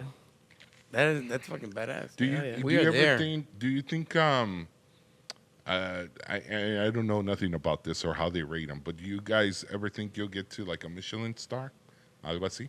I'll tell you something that's happened that very unexpected to me. Like really one of those humbling moments. Michelin star is typically, reserved for the Oscar. fine dining world. Okay. So, shout out to my good friend Carlos Gaitan, the first Mexican chef to earn a Michelin star. He's a regular at the restaurant. No shit. Good friend. Suco, right? Yeah. Yeah. Yep. Yes. Yep. And I've known him since the Mexique days when that's where he got the Michelin star originally. Damn. That whole world is fine dining, and we're street food. Yeah. Yes, making our food is extremely, laborious and tough and intensive. But we're also, we have this craft and we do it over and over and over. These guys have, a seasonal menu and stuff changes nonstop. They go with the ingredients. They do all this. Completely different price points, completely different experience. I have nothing but respect for what they do. This year, a month ago, I started getting all these calls from friends one morning, right? Hey, congratulations. Boom, boom, boom. I'm like, what's going on? I have a Google alert, right? Where if you're in the news for anything, your name or your business shoots you an alert. I hadn't gotten to it yet because, people were just texting me. Come to find out, I was nominated for a James Beard Award for Outstanding Restaurateur. I read that. So in the world of fine dining and food, there's Michelin, and then there's James Beard. Holy shit. Okay. Which is the Oscars of the food world. That's the Oscars. Yeah, I thought the that's Michelin- more the award show. And I'm one of the 19 semifinalists for Outstanding Restaurateur. It's a nationwide thing. The organization has been getting critiqued a little bit for not being all that inclusive. And once you win one, you're part of the selection committee going forward. So once they let these paisas in the door, It ain't stopping there. Oh, nice. so they've been very, deliberate about diversifying their criteria and making it, more affordable food, diverse food. And we got nominated. Us and another place in Arizona does Chihuahua style food are the two in that category that are nominated. Oh, shit. And we'll find out in April if we make it to the top 5. And if we do, Lyric Opera in June, Tuxedo. With a taco in your hand, bro. Yup. Hell yeah. Maybe with my dad con una tejana. Hell yeah. Y si gana la pinche banda afuera, güey. We there. But We there. that's one of those Congrats, just bro. wild things, man. About 6 years ago, Rick Bayless asked me to cater an after party for the James Beard Awards. So at Leña Brava, me, Jonathan Zaragoza, we were at the Shout out. after party. Hell yeah, salud. And Jonathan's more in the chef world, so this was his scene, bro. But, us, we're like, we do our very kind of traditional thing. And all these top chefs, man, from all over the country, ahí todos pedos, celebrating, having a good time, you know, echándose unas carnitas, echándote una vida. And I was like, oh, that's cool. Seems like a cool world to be in. Nothing I would ever think I would be nominated for. You never saw yourself like an outcast, like I'm not A little bit, because you know we cater to primarily a Mexican audience, and you know in the foodie world, food media, that doesn't get a lot of coverage. So I was always kind of an outcast.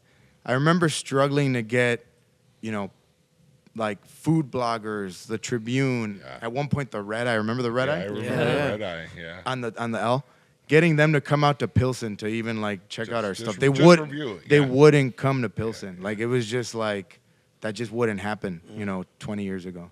Yeah. And now look what's going on. It's funny. And now we're gonna get them all a little village. And that's how I would read the reviews. That's why I'm like, I don't believe this shit, because I would read the newspaper. I would get on a train and just get the Red Eye. Oh, let me read, because I got an hour train ride from home to downtown. And that Nokia wasn't. No, you didn't have a smartphone. You didn't have access to that. You had to pay 35 cents for the Sun Times. So I would get the Red Eye, Sun Times. Red Eye was freeway. No, right? no, but see, the Red Eye was free, but 35 cents for the Sun Times. Y siempre agarraba el cabrón ahí in the corner selling newspapers. Now, I mean, the neighborhood was different. Yeah. Things change.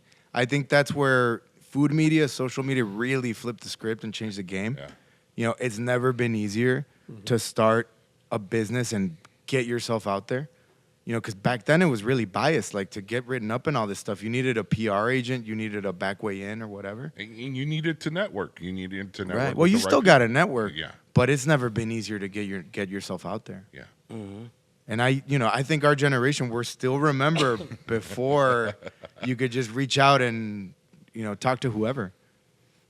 Your dad never had that old school mentality, like, hay que sacar un comercial en la radio. I'm gonna yes, but it wasn't so much that. He was mostly like that word of mouth, like, you know, he'd always treat people really, really well. Mm-hmm. You know, he'd always like, you know, just make sure that he touched every table, that he talked to everybody. Nice. And, you know, he'd rely on them to go out and recommend and do that organically. And it was a great thing. Mm. You know, he was never, you know, doing commercial, that kind of stuff. It was just very like old school. But he also like knew his customer base. I remember literally like someone would call and it'd be in English and be like, si hablan en inglés, cuélgales. ¿Van a llegar a comprar un pinche taco dos? Y acá mi raza me compra unas 8 o 10 libras. Cuélgales. Wow. Or you'd get the racita coming from the Mexican Fine Arts Museum, walking around the neighborhood on the tours. Be like, they'd come in and be like, oh, hay burritos de carne asada. And my dad be like, no. You know, Puro puerco. Órale, caminando. Get out. La taquería está ahí en la esquina. Yeah. He knew. And the people knew. And I'm not quite, you know, that, but I know who my audience is. Yeah. You know? You're not that blunt, but you know. I mean, I'm open to everybody, right? Right. And of course. But I know, you know, a foodie might come in every 6 months. And DJ El Grandote is there every 2 weeks. Every 2 weeks. It's 2 pounds every fucking time. So who are you going to go after? Like, who's going to be the better customer? It's like my friends here at CasaHumilde. Yeah.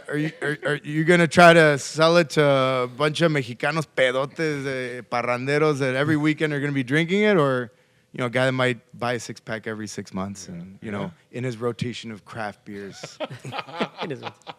True. That's insane. Y tu mamá nunca era la tóxica, like, ay, gordo, ¿por qué le andas hablando a esa gente así? No, man, my mom is, she's, God bless her, bro. She put up with a lot. Yeah. She's from that generation that I'm like, I don't know how she ¿Cómo did aguantaron? Bro. Aguantan?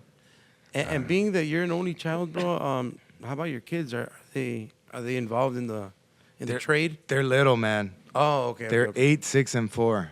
But whenever I get a chance, the 8-year-old's in there, I dando pruebas, and I show them around, and obviously, they're little. I want them doing sports, doing this, doing that. Yeah. But when they get a little older and they can get that first summer job y aprender las majaderías ahí con los cocineros and learn all the Pepito jokes, Yes, all the old school stuff. Oh, it's funny. It'll happen. It's funny how you say that because Jesse's 15. He's gonna be 16 later on this year, and my daughter's gonna be 11 in a couple months. So it's like they like what I do, and I'm like, it's a social thing. It's a social you're at thing. parties. Yeah. Who wouldn't like that? But I have to tell Jesse no. And you look like Santa Claus, bro. But we gotta be the first ones, and we gotta be the last ones to leave. Like at a party, you tienes que chingarle desde el carro,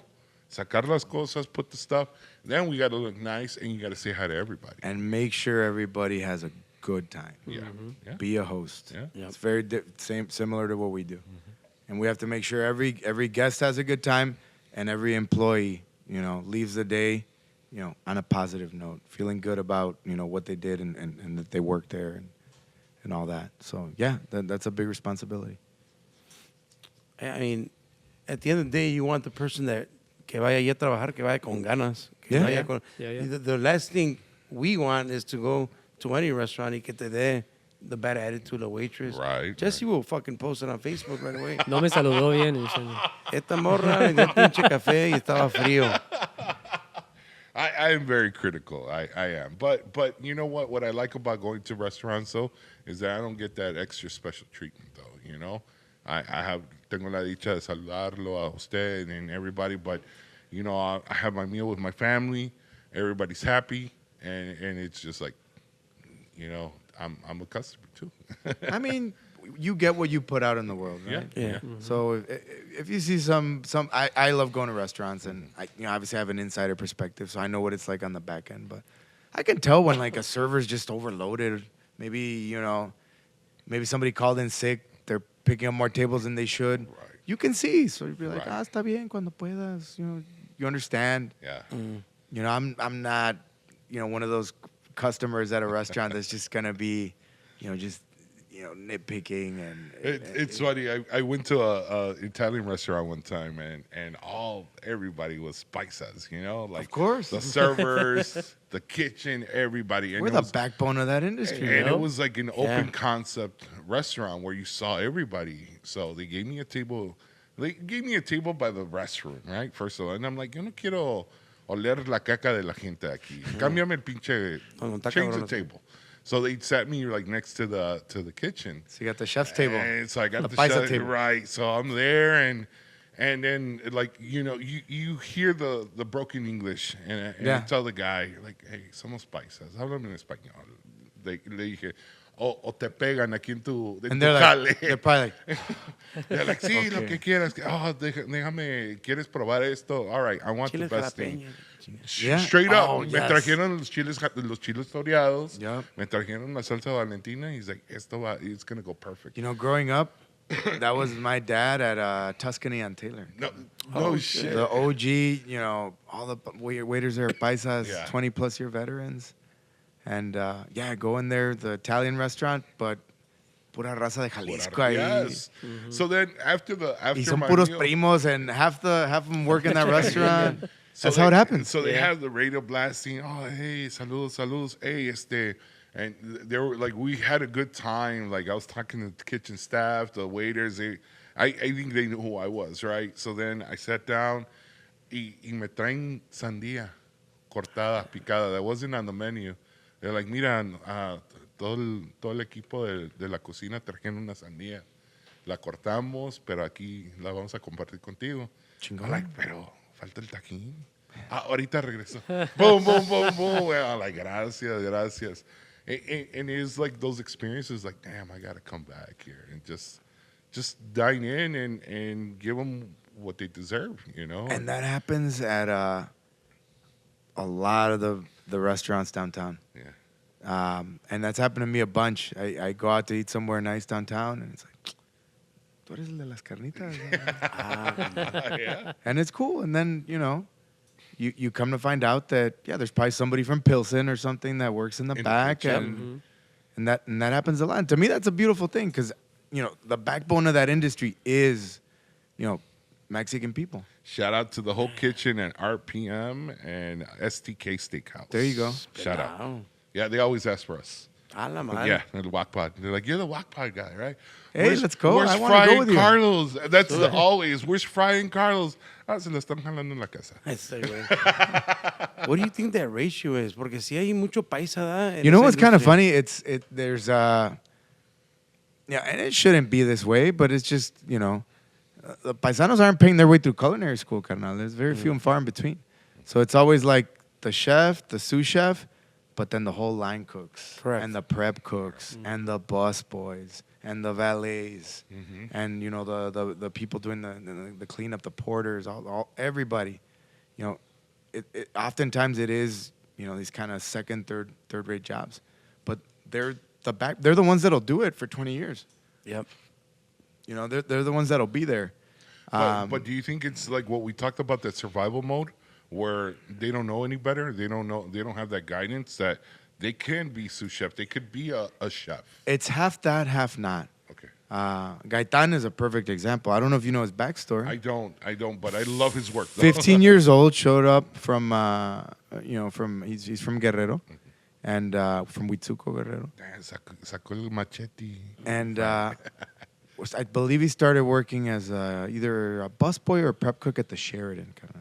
Shit. And then he would stay after hours, unpaid, to start learning from the sous chef. Just teach me.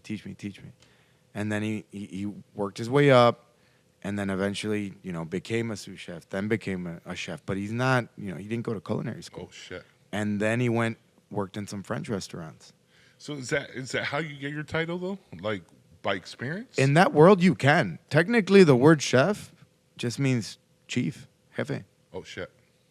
It's not a diploma. it's not a diploma. Oftentimes, that's the route you Right, can go, but technically not. And I can't be speaking to this world. Claro, This is obviously not my world, but from my outsider's perspective looking in, like el que quiera hacer algo lo hace. Hey, I want you guys to call me chef from now on, all right? I like that. Just- You do your own fucking carne asada. I There you do, go. but chef. Yeah. Chef Grandote. El chef. From here on out. From here on out. Memo, sección. At Chef- the chef carne asada. I can't wait for the carne asadas here in the summer. There you Yeah, go. we can't wait for Out that. on Oh, that yeah. patio. That patio's gonna be badass. We Yeah. down for a little premiere party, bro. We might need to put a caso out there one of these days. Just a little Damn. special batch. I'm down. I mean, by the time this releases, I don't know. We might be working on a beer. There you Hell go. yeah. It might be in the There works. you go. There's a lot Wink, going to be wink. happening when this comes out. So That'll be Yeah. great. There's going to be a You're lot gonna going have on. your at the new spot. I mean, there's only Everywhere. naturally one choice, right? Of course. Acá con los compas. It makes sense. And I have to sell modelo. Me sacan del barrio la chingada. Sorry, Jose. Sorry. Sorry, Javi. You Two beers. We'll live, though. But, you But know we're what? gonna be converting them over, graduating them. Hey, Yeah, but have a manteca-based beer, okay? Just, Maybe where the manteca just like Takes floats a to the little top. Buttery. butter. no. You have a little manteca mustache. Damn, bro, I think we got to bring you to the R&D brainstorming session. There you go. Down, Wow. There you go. Trust me, man. My consultation is free. I get paid in food. Hay que invitarlo. And bonbon Pinche cakes. Hell yeah. No, compa. Y allí en ese edificio bro, de Little Village, si no mal recuerdo, that's a tall building. It's got some floors on it, right? Yeah. Y ahí, ¿qué piensan El hacer? penthouse, compa. Hell yeah. Hey, like back in the day, bro. You're Hey, gonna go I back- lived on you're gonna top. go back, I'm gonna right? go back. Shit, if You're there's gonna go back, if there's güey. penthouse, I want that top floor, bro. That Because top I floor. want to see the. Actually, I wanna see the parade. building is have really a roof cool. thing? There's the ceilings. It was originally an old furniture manufacturing like spot. Okay. So the top two floors were where they would make the furniture, and then there's a freight elevator in the back, and they would have the showroom downstairs. No shit. It's called Fried's Furniture. Before it was Concordia. Wow. Wow. But the building's from the 20s. It's I been thought there it was forever. Rossi. Rossi, the one Oh, on 26 and Kenzie. Kenzie. I don't know, bro. They never sell They anything. never bro. said anything. I never see anything going in or out. Bro, they said that they were no, going to be bro. going out of business. I see and that. I they're think that might still- be. and they're Actually, still- I shouldn't say shit, but You're gonna be a fellow 26. might be the Sinaloa Furniture Company. No, mames, güey. I did see the fucking going out of business. And they're Yeah. still there. we 2020. might have to edit this out, bro. I'm trying to go open in Little Village. Edit.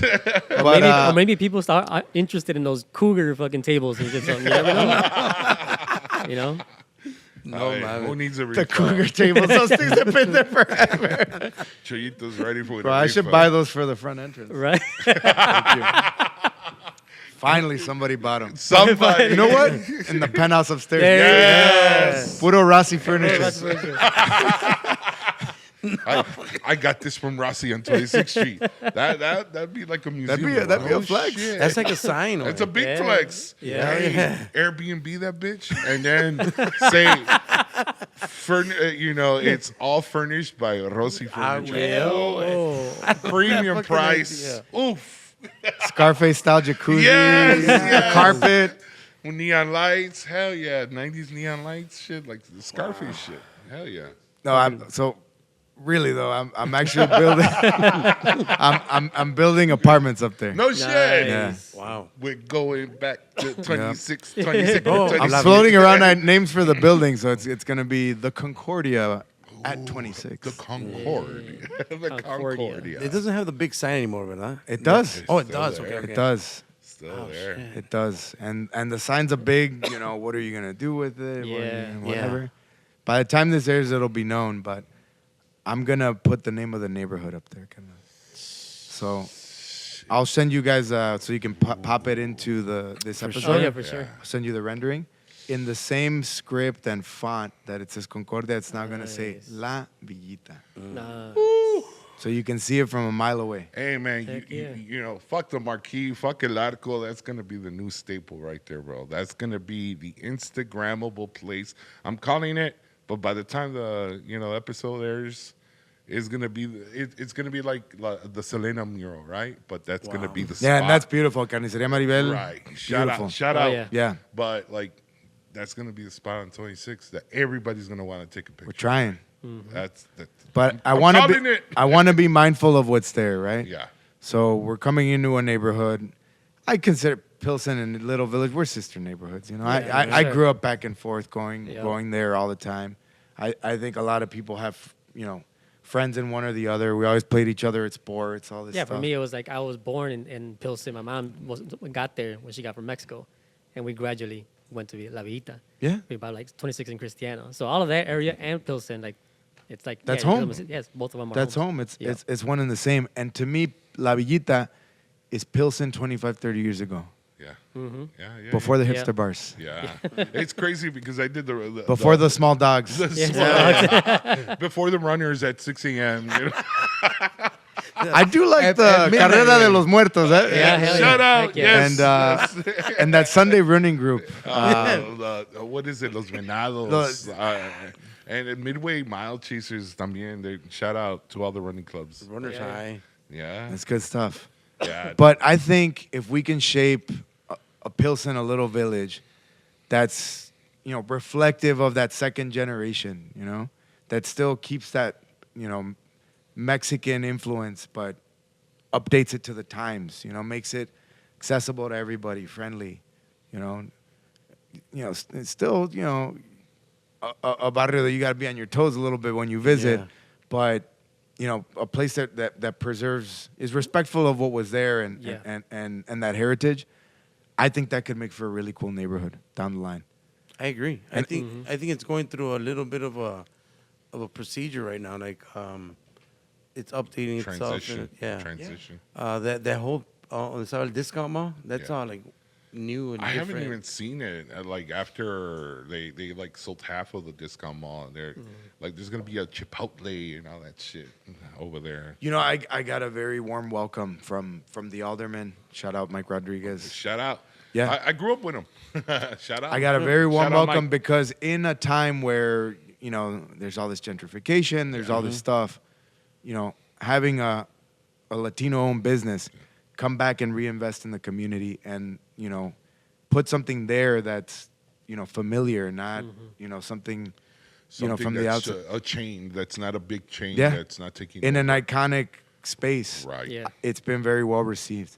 And I think given what's going on with, all the stuff in Discount Mall, is kind of broke as it is at times, it's still part of the culture. I mean, I remember going there to buy, stereo equipment and Hell yeah. sound system for my car, but then Fry it get probably- broken into and get stolen in the parking lot. Yeah, I He used to work probably there. sold it to you. Yeah, probably me. Yeah? Yeah, I worked there when I was like 16. Did you sell me the Pioneer stereo with the little dolphin swimming around? I sold you all the little toys. The ¿Y tú Korean también me los toys. chingaste a la salida, güey? Damn right. Damn right. It's like Toyota Corolla, 1998 Toyota Corolla. That's where the kicker box is in. Yeah. No, I would go for the Cholo belts. Oh, with the yeah, letter- with the with the Dickies initials? pants? With the little, I would With the get initial? yeah, Ben with the Davis. initial. But the thing is, like, I liked it because they'll be like, they would have like a big ass spool, and they're like, "Hey, come over Oh here." yeah. You cut it. They cut it right there. for And you? then it was Yeah. just like me medían, and they're like, "All right, it's big enough," and they would cut it. But did you have the extra where you would hang on the side? Yeah. Yeah, the You had little... It's like, put a little bit more. Put a The little bit little more. chorizo more. piece on the Yeah. hanging out. Put a I don't big even know what J. you call that. But it's crazy because I would get the initial, but my panza would always hang over, so it would cover it. So No, it had no man. purpose Had no purpose at to all. get the my J. God. So you started Like, going with Yeah, the I was about to say, like, bandana. you should- no, but like bottom of my Bro. bottom of my barriga had the J, so it Like looked a U? like a U Dude, type of deal. You're taking it back. Yeah. I would buy parts for my lowrider bike there. I would rock the Ben Davis shirts. Davis, The yeah. Ben Davis shirts, they were what? They're like the little mid zipper. Yep. And Yep. then I would crease them up right here with the two pockets. Gangsta. I back to gotta high school. find. I gotta bring them back. The Ben Davis The shirts. hairnets, The hair. Yes, yeah. the 3 flowers stuff on the... Or Aqua in it. Bro, we're old. We're old. Like, this is No, like... but Three at the flowers, at the barber smells shop good. at the barber shop where your dad used to go, I used to get my haircut there. Pero el señor, el don tenía una cerveza on one hand and then the clipper on the other. So you remember I him? remember. He's I my dad's remember. homie from Uruapan. So- you remember his eyebrows? No, I would go. Bro, he had the most like manicured, like Diablo-looking eyebrows. But there was a like barber. dangerous looking, or But there Bro, was like he looked like Lucifer, bro. Like he Oh. just had the... but there was They were one, like one guy- perfectly, meticulously, and they called him El Caballero de la 26. Oh. There was And he had one. tijeras de oro, carnal. He had the barber shop, the little mustache. Yeah. Hey, he was my barber, and then there was one some guy they call it Chino. And it was un gordito, and he's like, "¿Cómo estás, ese?" But he was always drunk, so siempre me tranquilaba. But you wouldn't know anything better because you would just go to 26th Street to get a haircut. You know, Yeah. At that time, that's when like the barbershops started popping up, and like, you know, the youngins, I call them the A youngins, little different. started a little different and started the little Yeah, bald but fade. do and you all that remember, I mean, in 26th Street in the 90s, bro, the line of people just cruising around on a shit. Sunday. Oh yeah. Las troconas ahí. it was The, badass. the original mamalonas with the mural traficando drogas atrás. A huevo. The Michoacán Yeah. thing with the Virgin Mary and metralleta everything, and la yeah. mota. It was great, and It was a scene. It was was a also scene. very scary. Bro, if you fucking ran into the wrong car, yo, vale madre. No, You well, could go anywhere and shit. Well, we would have just go all the way to Central Park and then just come back. And then Yeah? we would have go back to Albany, and then that's we would. you were go, not a risk taker. No, fucking no. You didn't start at Hell Kedzie and shit. No. You know, you didn't start in Yeah, kids, California. I didn't. Oh hell no, menos. I would just go to Albany, go to the article, then go straight. 'Cause I grew up on 23rd and Christiana, so it was like right. Oh, in you're from the Farragut. neighborhood? I'm from the neighborhood. I grew up All right. by Farragut High School, right in front. That's where I grew up, and so íbamos. And then the most iconic ones was when the Bulls would win the championships. Let's go cruising. Let's go cruising, and then one of the last championships they closed down 26, so we went down 25th, Yep. and we would cruise down there. Yeah, so. It was fun, way, but it was scary. Way. It was scary. It was a little scary. I mean, I did see a couple shootouts, a little drive-bys, and Like you how you know, put little in front of them. but it's just weird because you weren't. I mean, 22s. Oh, in that case, yeah. That was Little Way. Yeah, yeah. You Te hacen cosquillas nomás. see, it was just like, oh shit, they just had a drive-by over there. Like, fuck. All right, put the I music hope up. they're okay. I hope they're okay. Let's put Let's put the music up. As long as they didn't bother us, we were cool. You know, Michoacan's kind of the same way. You get used to living amongst the desmadre. Yeah. And things that shouldn't become normal become normal. Right, right. So, did you grow up in Little Village or in Pilsen? Pilsen, above the restaurant. Ahí siempre es. No, but it's Till I good, was yeah. 18. And It's Pilsen was different because In the 90s. Yeah. So I did the reverse thing. It was So- rough. So I grew up I lived in Little Village, but we would go to Pilsen a lot because we would go to church on 19th and Racine. There was a church there. So we would always, every Sunday, we would always be in Pilsen. We'll go down 18th Street, go eat everywhere where we wanted. Hacíamos las compras, Casa del Pueblo. We would do all of that. yeah. But when my family was really, really religious. Really religious. Yes, they were religious. Y salía así. Scientology. Pero, like, I remember we would go, like, Friday nights to church. Yeah. And we would come out and no respetaba. What you be about, motherfucker? You're like, nah, my dad's right here. Like, I ain't shit. Yeah. And I'm only 12. yeah, I was 10, 11 years old, yeah. And they would come up and they would run up on you because they didn't recognize your vehicle or Right.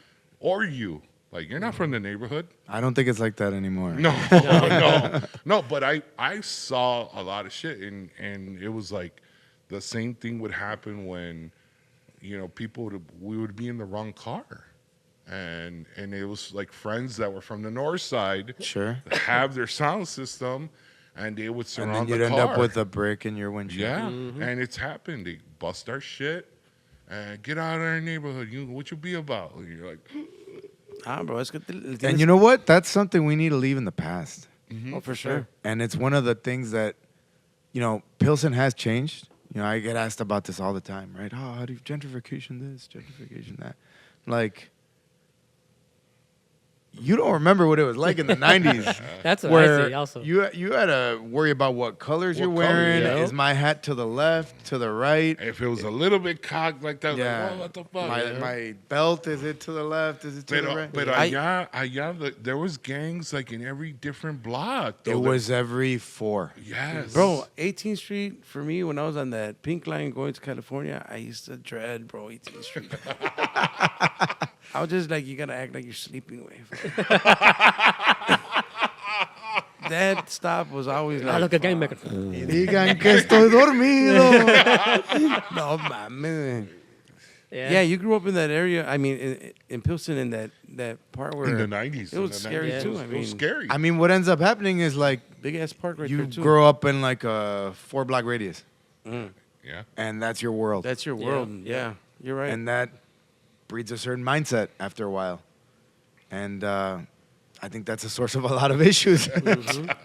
Yeah. I agree. No, But 'cause- things are changing. They're not all bad. I think Little Village is being developed as well. Not in a bad way necessarily. And it's up to us to shape it. yeah. Yeah. You know, that What I regret is like my dad selling the house. and Yeah. we moved out of the neighborhood, and I'm just like, man, Where'd you guys go? Oh, we went to the suburbs, way suburbs. About an hour away. We went to Plainfield. Oh, you So- really went far. Yeah, so You weren't playing. It was a really big difference. Not even Cicero Berwyn, No. which now is like Cicero. Right. Bedouin. But my mom wanted to move at that point. But at that time when they sold the houses, my mom wanted to move to Oak Lawn. They wanted to move south. My Yeah. dad wanted to move to Berwyn. But the houses at that time were like $280, $300. You could get a brand new house for the same price, built to suit. And so they're like, well, fuck it, let's Why go. not? Why not? But If what they did for a living allowed them to do that. yeah. And it took you out of a bad environment, right? Yeah, but I still work downtown. I worked downtown, so it was an hour and a half drive all the way on call. It was just a lot of nights. It was rough for me, but they deserved it because Yeah. they from coming to the States in the 70s, Yeah. to building from apartments to getting their own house in Little Village, Yeah. and then upgrading to what they needed was the space. Yeah. They deserved it. So it was my sacrifice to do it. Like, fuck it. They deserve it. They deserve Who the am I space. to- Who am I to say, no, quédense aquí? But back in the day, I had a bad temper, so I was fighting with everybody. I was You know, fighting with gangs. You know, it's funny, like, so we stuck around, right? Yeah, yeah. And the neighborhood changed around us, but we never changed. We just, adapted a little bit. Adapted. My dad now, he could live wherever he wants. Pero se quiere Ya quedar ahí ahí. está en su barrio. Yeah. He likes walking over to see his homie at At Panadería Nuevo León, getting his yeah. panecito, chatting, going to his spots. And Why change that? and for them, you know, a lot of, and this is kind of interesting topic too. My parents never learned to speak English. They didn't need to. The neighborhood around them was was always the language of the neighborhood was They Spanish. built their own environment. Right. Yeah. I mean, Pilsen's a little bubble, and, Yeah. and it was at the time. It was a little Mexican bubble, and you don't realize it till you leave. But it was, and to a point still is, just this beautiful little, ecosystem, little bubble of Mexican culture. And my parents, they would be lost without being there. They love it. Damn, that's insane. You know what? I'm also very interested in your views of these people that protest. Like, you were there for the Pilsen, how it gentrified, if you want to say that. Like, how do you see the people that protest this? I actually was kind of, this kind of came up. I just commented on an article in the Eater about an incident that happened last week in Pilsen. There's this new bakery, right? It's called Bittersweet Bake Shop. Their original location's in Lakeview. Old school family business, right? Like 30 plus years old. Fine, elevated, French baked goods, whatever, mamada cakes. Nice stuff. Bonbon, but like pricier. Cuisance, a lot of cuisance. I saw that. So the owner and I have a mutual friend. It's this guy, Katsuji Tanabe. This Bless guy, you. He's este compa. He's from Mexico City, from Polanco. Japanese businessman father Holy shit. and Mexican mother, Whoa. and he's a chef. God damn. And he's a top chef, carnal. Competed on Top Chef. Immigrated from Mexico to LA.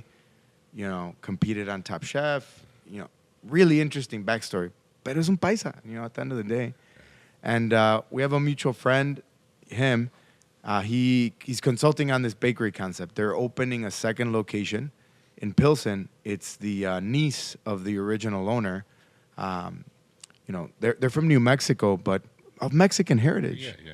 And, the niece is kind of like, running this place in Lakeview. It's successful. She's like, I want to go to Pilsen. I want to go to a Mexican neighborhood. I want to, kind of go back to a little bit of my roots. And so Katsuji's consulting on, making a more Mexican menu and, for their cafe, all this stuff. Y ahí, entre sus ideas, he's connected us and he's like, I think you guys should, collab. And we did a very small collaboration. They're making a really good quiche with carnitas. Oh shit. Oh fuck. And it's delicious, bro. It's their 30-plus-year-old recipe. Really nice crust. They're masters of, baking it and the egg and all that. But the carnitas release this, the manteca juices get in there. And The then manteca gods took Yeah. over. and then they serve it with a little chile jalapeño on top. And you bite into the jalapeno, you let the juices drip on the quiche. It's good, man. Nothing I would sell in my restaurant, right? My customer, your ¿Qué es esta tia's probably gonna be chingadera? like, ¿qué es esta chingadera? ¿Qué es esta chingadera? But I'm always open to, trying new things and trying to reach new audiences. And, Right. I know what it's like to start a new business and go to a new neighborhood. And when someone, is friendly to you and opens their doors and invites you in and they're like, oh, you're new to the neighborhood, welcome, bienvenido, this and it feels great. Opening a business, putting your savings and betting on yourself and going somewhere and doing that's not easy. It's what they say. It takes a lot of steel nerves. It takes a lot of huevos. A lot of huevos. Yeah. And it's not for the faint. Esther might not have huevos, but she does. Tiene varios. So she opens the spot, doing all the right things, right? Like adapting to the neighborhood a little bit, not bending her brand where it's unrecognizable. Yeah. But bringing us in, we do this collab, we do all this stuff. And 2 weeks in, some kid, gentrifiers, get out of the neighborhood, all this stuff. Judged it at surface level. Yeah, by its cover. Didn't take the time to see, oh, wow, this is actually a Latina-owned business. Oh, wow, they're actually using a chef from Mexico to collab on the consult on the menu. Partnering with a 49-year-old establishment in the neighborhood. I did not know and that. they just do all that. And, she gets to work and sees this and, breaks her heart. Breaks her heart. Yeah. And what do you think? to me, it infuriates me. Yeah. Because to me, that's reflective of that mindset that I had when I was growing up, when my world was 4 blocks in Pilsen. Where I knew I would get checked if I went past that 4 block. It happens in Little Village, happens Yep. in all those neighborhoods. And unless you leave and you go somewhere else and you're the minority somewhere else and you see what it's like to be the outcast, you don't get that exposure. And, I was asked to comment on the Eater, and I gave a very strong opinion about how, somebody that does that has no empathy. They don't understand the bigger picture of things that are going on. But how do you educate a person like that in the neighborhood? How do you educate them? Do you have to put Latino on the banner outside? Yeah, para que don't fuck with my business. Canal, yo no los parí, Yeah. ni menos los voy a educar. Eso les toca en casa. And, That's crazy. And you can, everybody goes through this at different times. And ideally, at some point you will leave the neighborhood, whether it's for a job, whether it's to go to school, whether it's to do that. And you'll realize these neighborhoods that we're in, they are a bubble. Yep. And there's a mindset there. And sometimes, there's good things that come from it. And sometimes there's things that aren't so good. And you got to kind of learn that on your own. Yeah. I don't know how to do that? Yeah. Right. You don't have an answer for that. I don't. Yeah. That's a good answer though. Like yo no los parí. It's it's fucking badass. The irony, right? I believe that though. To me, the fact that you just said, being the minority in a place, it's very ironic because our people, at the end of the day, they're migrants. I mean, they were that here when they first got here, and they should, I guess it's a little bit of that amnesia where you just forget where you come from, right? Yes. But we're not. I mentioned that in the article. But we're no longer a minority. When my father opened that business in Pilsen in 75, that was the first block of paisas. Everybody around us was Polish and Eastern European and former Czechoslovakia. And how do you think they treated, the paisas back in the day? They're the most racist out of everybody. And same with Little Village. Same thing. Same thing. Y poco a poquito, pues nos apoderamos del barrio. Yeah. But that's a moment in time. Nothing stays the same. I remember I had a friend who lived in Gage Park, and I would visit him. And he was one of the first to, his family bought a house down there on Whipple. Yeah. And I remember going down there, and so fucking nice here. And it was like, oh my God, it's so nice down here. No gangs, no nothing. I used to call it. Now look at it. I used to call it the suburbs of the ghetto. Yes. Like you would go you're right, past. man. You would go past Archer, and you're like, oh, mames. Wow. Yeah. It looks cleaner. Like The air is fresher. I would buy a house over here. Well, they did. That's what I say. They did because I lived on 26th Street. Then we went to my uncle bought a house in 63rd and Whipple. It was a little nicer there around that time, but I just seen the movement of the Mexicans going more south. So more Yeah, south. Yeah. And I grew up by 53rd and Albany. Yo creo que ahorita the movement se paró en Oklahoma or Allsip, Crestwood. It's still happening. Yeah, But, Yeah. you know, you're moving somewhere else. Maybe you're leaving somewhere else behind. Yeah. Plainfield. Plainfield. Oh, there's a lot of paisas over There there. is, Yes. güey. And there's not.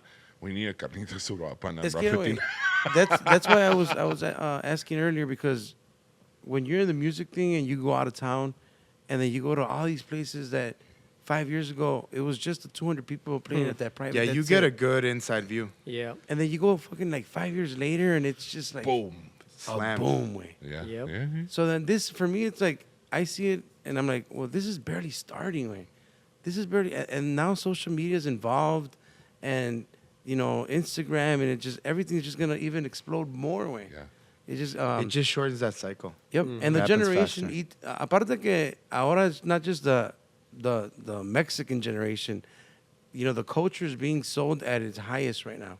Everybody wants to be Mexican, way. Yep. Or every, you know, to But be, that too will pass. yeah, as everything does, right? Yeah. Yeah. But It's- pues hay que it's- sacar el jugo ahorita más It's macizo. it's like genres, you know. Cuando pegó el duranguense, everybody wanted to be from Durango, and cuando pegó, everybody wants to be from California right now. Shout out to CasaHumilde boys. Shout out el quemado. Yeah. You guys got any of that Duranguense? Jose, back in Music his back day. in the day? Back in his day. 500 novillos on that ass. I think it's going through a beautiful moment right now, man, where the people eat up the culture, and then the generation just, it's like, again, we're programmed to love carnitas, man. Yeah. Like, it's very But rare. I mean, in general, I think, you know, it goes back to kind of what you were saying about Rick Bayless. Like, there's a lot to be said for someone accepting your food, And culture. and then eventually your culture, and then eventually just you. You know, like, it happens in music, it happens in food.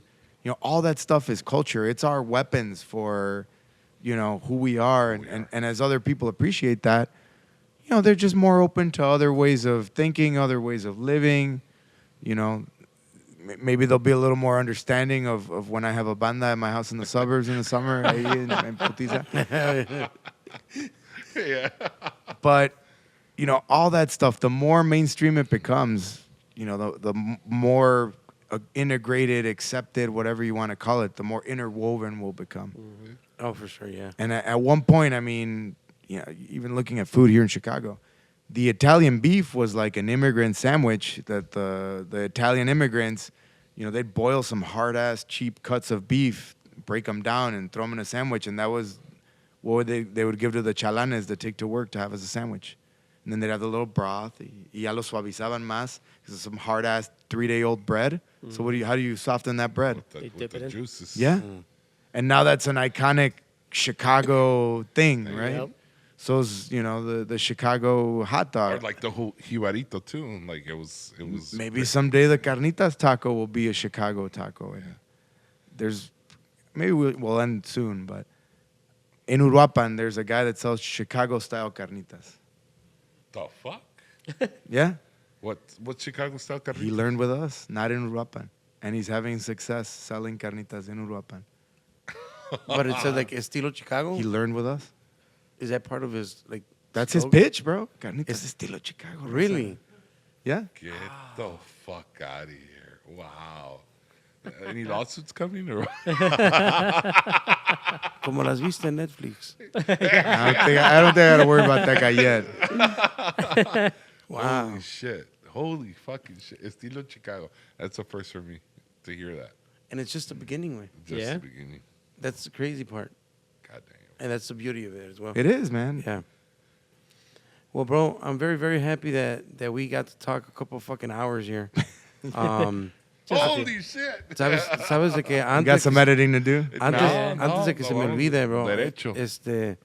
I also want to see if you want to shout anybody out, in particular, mandar saludos. Anybody, you know, that you want to shout out. These are your cameras. That one and that one. Shout out to my wife. I'll be home soon. These guys said it was going to be an hour. I feel the phone vibrating. ¿Dónde estás, cabrón?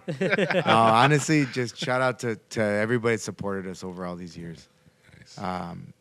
You know, we wouldn't be where we're at today if it wasn't for a whole community of people. And you know, the beauty of what we do is now we're in the second, third generation of it. Right. You know, people message us on Instagram and it's like, hey, I've been coming there since I was 5 years old. Now I take my kids there. Now I do this.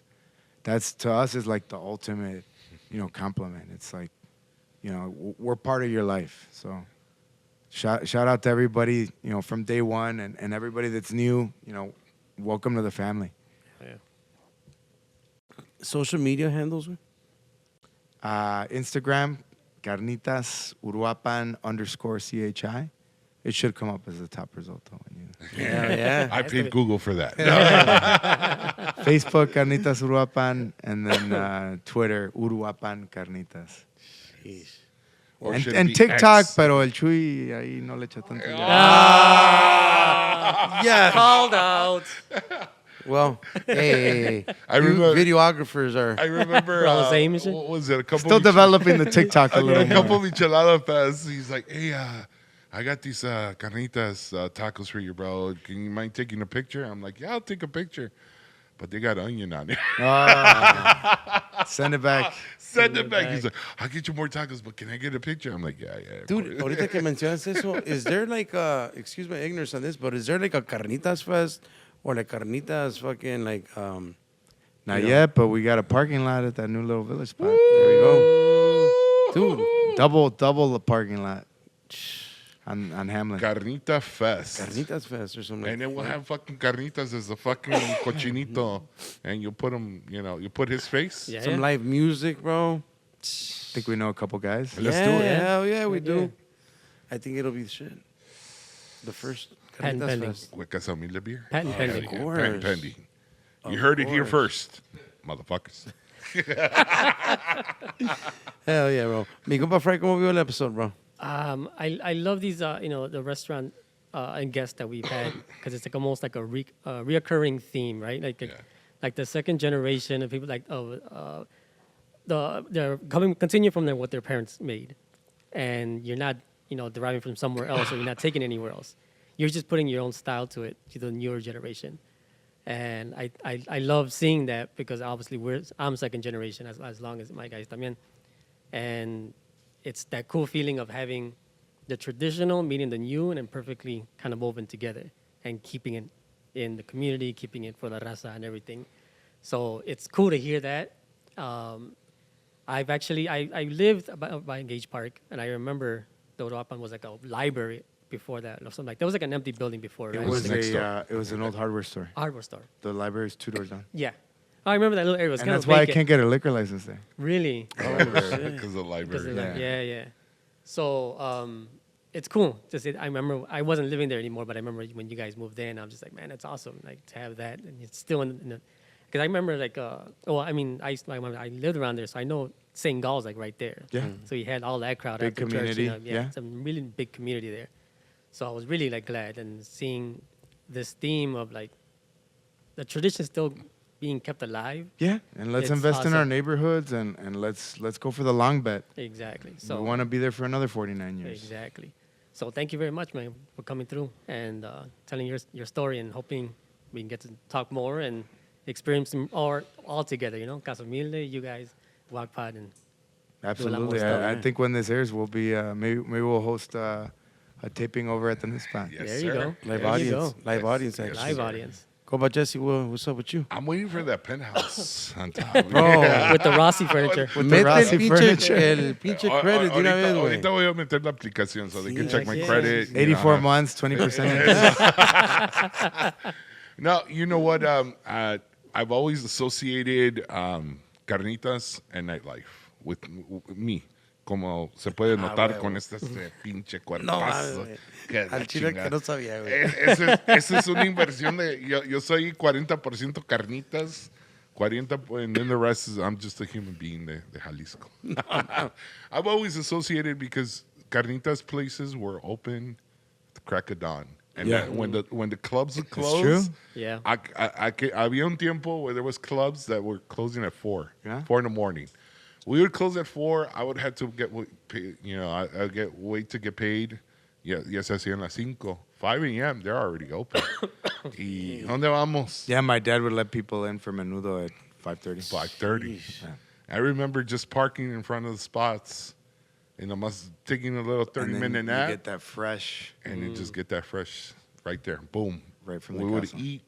There was a time that I was working from 6 to 10 in the morning at the radio station, and that was my shift on Sunday mornings. That was my on-air shift. So I would get home from the club 4 in the morning. A las 5 estaba enfrente de las carnitas, comiendo unas carnitas, and then I was on the radio at 6 in the morning. Let's go. Let's go. And that was mi vitamina for like 5 years. That was my weekly thing. And instilling that, it's great to have you here because it just reminds me of telling my kids, hey, vamos a comer carnitas. And then them themselves, they'll be like, pa, ¿cuándo vamos a las carnitas? I want carnitas. I just got a phone call last week from my daughter. You know, they were with their mom. And estamos aquí en las carnitas, Dad. What's that squishy meat called? Squishy meat. Buche, mamita, buche. She loves buche. And every time we're at the restaurant, you'll see my daughter and I'll have on my plate extra Absolutely. buche. Or siempre le digo, me trae nomás un plato de buche. That's it, because that's for her. Nice. Let's close on a quote that my dad always says, and I love it. He always says, y sigue la mata dando. Yeah. I totally agree, bro. So felicidades on your success. There's so much to talk about because probably we'll talk about after the cameras because I have a couple questions que no se puede permitir right here. But, you know, I'm happy that, again, we come in nervous because we're like, we don't know what to expect. And it flows so good. The conversation just flows. And I'm just happy for you. And you have a customer in me, a lifetime customer. Ahí está. Love it. Felicidades. Brother, thank you, bro. Sabes de que I love doing these CasaHumilde picks porque aquí es donde we literally, you know, it's not our specialty per se. Yeah. And we love to learn and be curious. We're all Carnitas fans, for sure. Pero más que nada, we're big Little Village guys. Like big Little Village guys. Yeah. We rep it hard. It's kind of like a flex in a way for us. And the fact that you're going to be there, I think, and the fact that you're going to do the whole sign, you know, for me, it's a very proud thing, you know. It's something to look forward to. And I think it's hard in that neighborhood to be able to look forward to a lot of shit. You know, so things like that, positivity, the change in the neighborhood, people that do protest it or whatnot. I mean, it's like you say, it's because you live in this bubble and they don't see they don't even have, you know what, they don't even have to go too far. I mean, in reality, but they just got to get out a little bit more in that aspect. But, you know, just to see a different perspective. And, you know, I thank you for that, bro. I mean, it's been a pleasure and honor listening to you, to your story. Algo muy chingón. And I can't wait. I can't wait for the Little Village, man. Yeah. Very, very happy for you guys. Also quiero aprovechar, because it is our closing episode. So we do want to thank again all of our sponsors. I want to thank my guys, Jesse and Fry, my compa Mechudo, mi compa Mexican Jay-Z that came through the whole season. Sección. Thank you guys. Mi compa Georgie in the behind the scenes. Yes, sir. Para todo el equipo de Aguacate that makes this happen. And then also, You guys. it's a little bit of a bittersweet moment because my compa Fry does have a little bit of a quick announcement before we say thank you for season 7. I have an announcement as far as this season will be my last season on front of the cameras. Next season, I will be focusing more on the production side. Let's just face it. I don't really talk much, so I'm not really adding a lot of shit to this.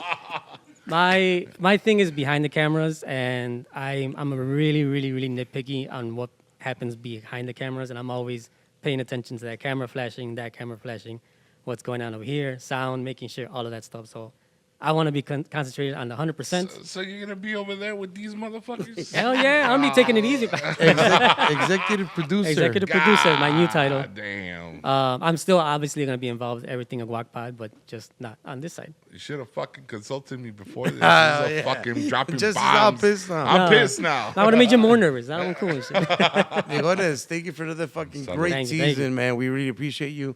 We'll see you for season 8. So it's La just pura me and you positiva, now? viejones. Yeah. Read a fucking book, man. All right. GuacPod Season 7.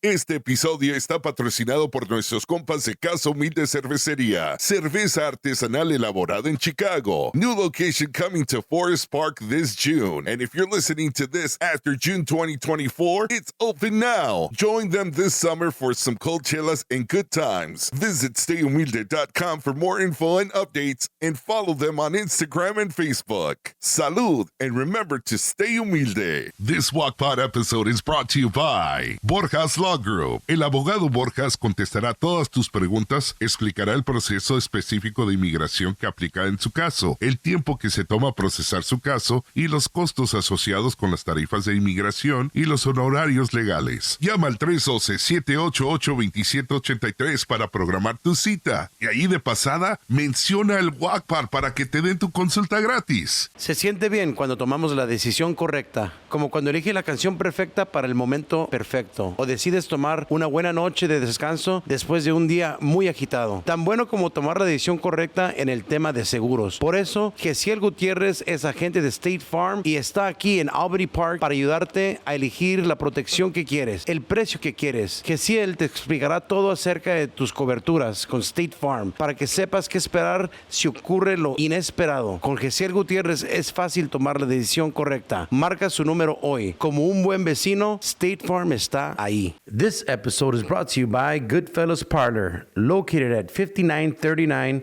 West 35th Street in Cicero. They are open 7 days a week. Walk-ins are always welcome. To book your appointment, you can call 630-562-6652. Go check them out on Facebook at Goodfellas Parlor and follow them on Instagram at Goodfellas Parlor. Make sure you look good, fellas. This episode is brought to you by La Michoacana Premium, Midway Location, 5160 Sur Pulaski. Te traen todos sus antojitos preferidos como fresas con crema, elote en vaso, nieves de todo tipo de sabores, fruta variada, las tortas favoritas de mi compa Jessiel y para celebrar cualquier ocasión, pide tu carrito de alegría, compadre. Y recuerden, si no es premium, no es Michoacana. This episode is brought to you by Rancho Los Guzman, hands down one of the most beautiful rancho-style venues there is in the Chicagoland area. They offer all the necessary services so that your next event is unforgettable. From weddings, quinceañeras, VIP private events, and holiday corporate events. Relax and enjoy while they take care of every single detail. Book your next event at Rancho Los Guzman, 2225 Maple Road in Joliet. For more information, call 815-200-4713 or check out their website at rancholosguzman.com.